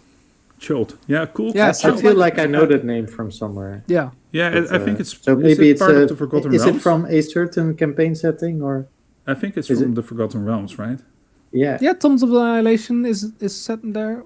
It's in Cholt. Yeah. Cholt. Yeah. Yeah, Forgotten Realms. Yes. Yeah. Because and the dumbwaiter, people who did Curse of Strahd know what a dumbwaiter is. Well, are you going to tell us then? Oh, sorry. Enlighten me. So it's one of those small elevators that you would have in a mansion. If you have a kitchen, you have the small elevator. You put the food in there, and it goes up to the bedroom or whatever. Oh, yeah. Well, I didn't know that as well. So thank you for clearing that up. Yeah. I didn't know that either until I played or had to DM Curse of Strahd and the death house. There apparently is some kind of staircase here called a dumbwaiter to look it up. Yeah.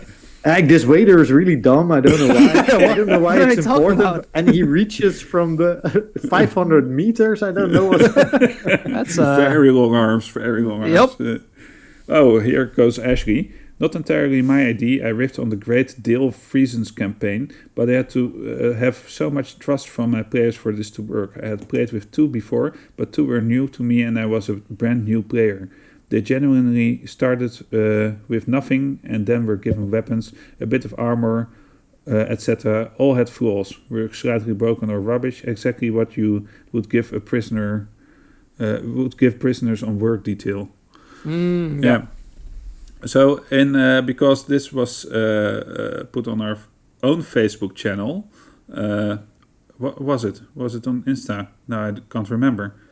Anyway, Ashley gave some more perspective on this. I don't exactly know if he did run it with Discord, imagine. And give some more background to it when he said that...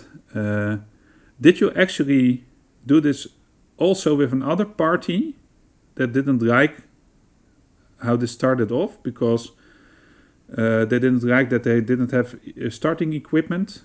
And No, I think me and Ashley were just talking about that some players wouldn't like this because they would be like, in the player's handbook it says I have a right to but then this starting he also equipment. said that there was this situation where one player didn't like that he have only 3 arrows, and then so he took 2 arrows from another player and gave it to him.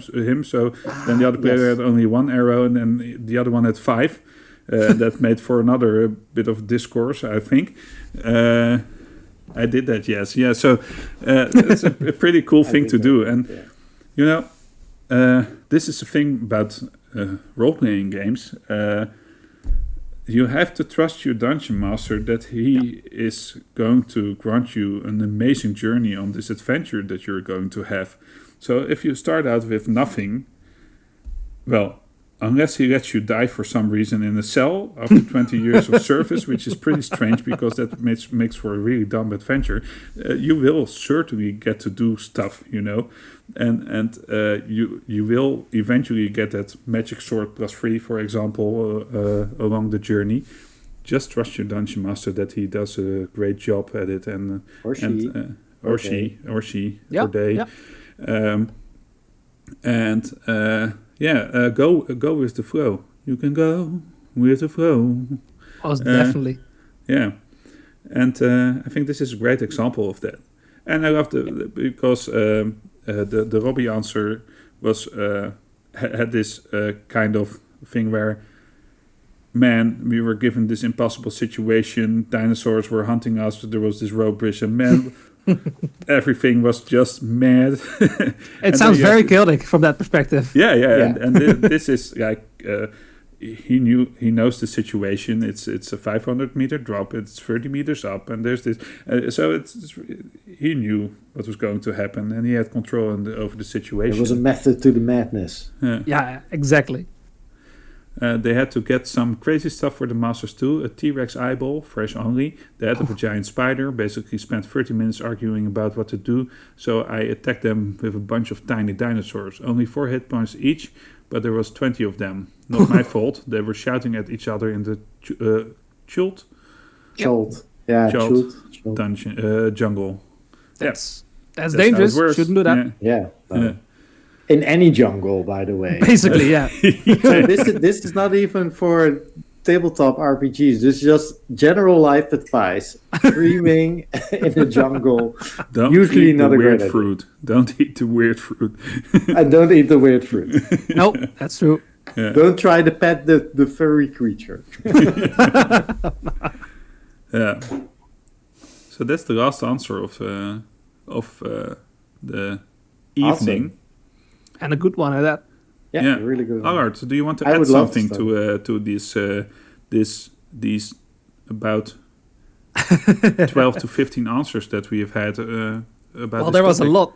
No, I loved it. It was great to hear about them, to be honest. I mean, I get a lot of stories from people. That's the whole thing with the Dutch 20 community. You join the lobby and someone will come in still full of adrenaline because they just ended their own session, and they'll be like, "You won't believe what just happened to me," and they'll just start rambling about some cool stuff that had happened. But no, I really liked hearing about it like this. Definitely with the dungeon master and the player perspective. That makes it all the more interesting. Yeah, right. Yeah, I think so Yeah, too. absolutely. Yeah. my general takeaway from the stories that I've heard, and I don't know, I think this might be a contested opinion of sorts, or has some love-hate thing. But after hearing all those stories, some reminded me of Elder Scrolls games and how they start. Yeah. Like those starts are never that bad. Actually, I usually quite like them. I know there's some hate for them. There's also a lot They of love always for start them. in a dungeon, right? You usually start as a prisoner, either in a dungeon or on Yep. your way to the gallows. as a prisoner, or sorry. Yep. Yeah. you start off with no equipment, or I think the online one, you start off in a hell. Sort That's of, another you're way, yeah. like a dead. You are dead, and so there were a lot of references to beginnings. And I'm like, yeah, those guys, they had some pretty cool openings as well. Yeah, I mean, the Skyrim one has become quite of a meme, but it rings some truth to it. I mean, it's a strong start. Yeah. Morrowind, you're a refugee. You start inside a boat, a ship. Yeah, but it feels like you weren't really a refugee by choice, even though. No, you were exiled. I think it was. It felt more like a sentence. Yeah, I think in Morrowind. I love Morrowind. Played this with Esner a lot. I love Morrowind as well. I did not love the part where you could jump up and be stuck in the door opening for the rest of your life. That happens? Oh no. Well, there were a lot of things happening in Morrowind, but I bet. Also like keeping not track having a of journal. the journal, keeping track of your quests. Oh man, You actually had to It's keep hell. the journal and read it to know. Oh, wow. And then there were no quest trackers. It was No. just like, yep, you go to this place, you exit the city north, and you go 300 paces that way, 20 that way, and there's a cave. Or you have to find this spot in the northeastern side of the map, and the map was huge. yeah. I to loved be it honest, anyway. It was great. It was awesome. so open. That was Yeah. awesome. Players these days are quite spoiled with their quest Yes, markers and for stuff. sure, So, sure. Yeah, for and sure. I think Morrowind was the last one that really did the job of about feeling that you came into an area where you weren't supposed to be yet. Well, the later ones all kind of skilled with you. I am Ah, actually so I Oblivion love did that about Morrowind, that you had to figure everything out yourself, and there were no quest trackers. But then now I'm grown up. I have stuff to do. Just show me where I need to go. Yeah. Let me beat the creature, and I want to finish this game because I never finish any games because there's no time. So just let me I understand both Yeah, true. both parts. absolutely. So, Allard, for me, it was a pleasure to have you on your show. I hope you don't feel like we went over the community and the dungeon part too quickly, because there was so much to discuss with each other. And I had a blast, and it was lovely to see all the people in chat being so active. Yeah. It was honestly great. Cool. Well, I think you're a pretty... I think you're pretty as well, but Thank you. I mean, would love to have you back on our show sometime. I really like your presence here and the thing you bring to the table. And I had a great time. So anytime. Like every once in a while, let's catch up with Allard from Dutch 20. See what's going on now. Yeah. No. So our overseas comrades, both Canadian and British, are saying, "Good to meet you, Allard. It was lovely to chat. Great show as always, guys, and awesome to be introduced to Allard."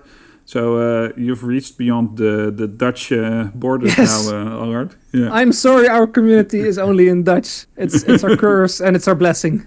Yeah, both. I do think there's some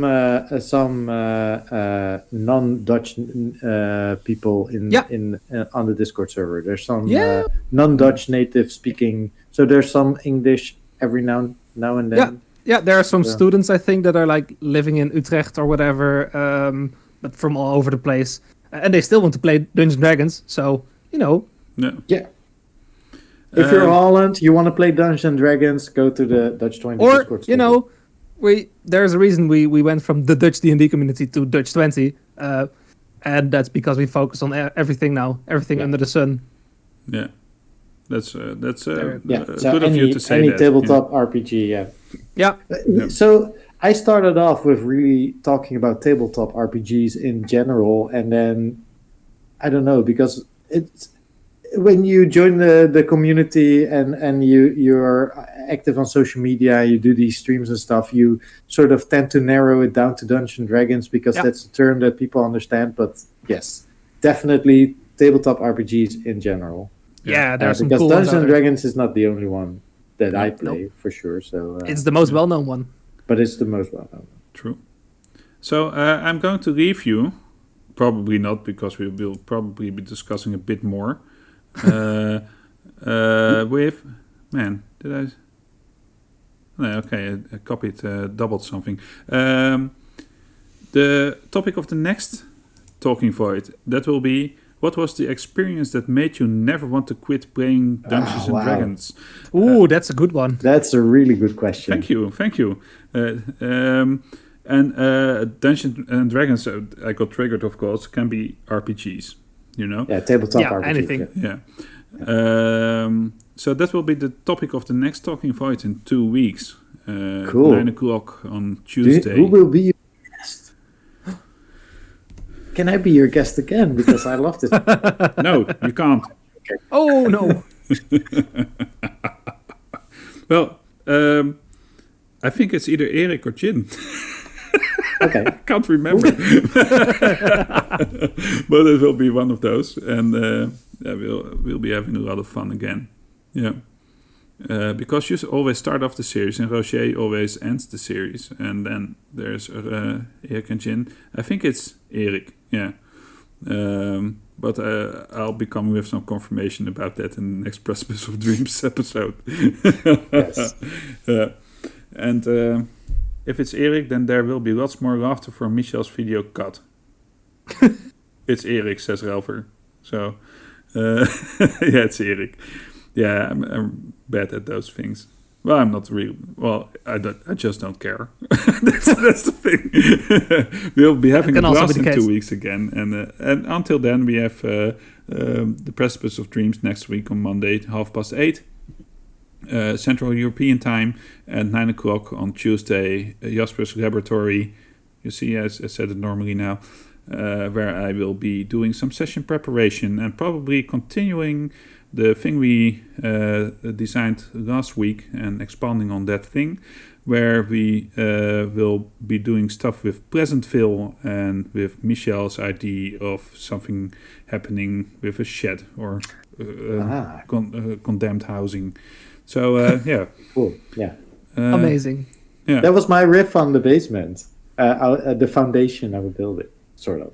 Oh, okay. There's like but it can be anything. Like I was thinking not of the foundation per se. But Yeah, well, I I combined it with Dave's thing with which was awesome. the blotting of the sun. I really love that show. Yeah. After one episode, you're my biggest fan. Yes, I know. And I mean it. But this is Talking Void, and usually we talk about Precipice of Dreams, which we didn't do. Because it's the next show up, next Monday, Precipice of Dreams, which is our 5th edition Dungeons & Dragons campaign. We are in combat right now. We left mid-combat. So That's next session exciting. we will start off immediately on initiative and whack smack. And we are outnumbered, and we weren't doing so well. We lost a bunch of resources, so it's pretty. It was pretty exciting. It was an amazingly difficult encounter to start off with. Yeah. And we are pretty darn scared of... because if this is the encounter, that's not even the encounter that we are going towards. It's not. I'm will pretty sure happen. it's not. Yeah. It's the encounter you have before the actual encounter. Yeah. Oh no. And we're already being beat so hard. So First if you level want to getting see 16 whether damage. whether we survive or if it's going to be a TPK, then join us next Monday on Precipice of Dreams. Nah, it's Right easy here to on reduce Twitch. enemy hit points to 0 while staying at 1 plus hit points yourself. That's Yeah. some good advice. Yeah, that's some Well, good advice. yeah. I'll tell my players that next time when they are fighting the dragon or whatever. Yeah. Just One don't hit point die. is all you need. Just don't die. Just Yeah. don't. You know, the only thing you have to do is that number there where it says hit points. Yeah, don't let that reach the 0, and then you're fine. That's the Yeah. only thing you need to do. Well, 0 It's isn't easy. even a That's the problem only in thing. 5th edition. Don't fill your That's free true. death saving throws before it's your turn again. Okay. Well, thanks. Thanks, chat. You were great. Really great. Hit points is a resource. That's Yeah, hit points is a that, resource. Yeah. it works for True. any game. Yeah. And should convince parallel lives for. Well, anyway, here we go again. Thanks for joining us, Allard. I had a Great to great have time. you on our show. Great show as oh, there I go reading chat again. Anyway, you can read chat yourself. And we had a lot of fun. And let's go to the outro. See you guys. Goodbye. Thank you so and much. girls and See you girls next time. today. Bye bye. Okay, bye.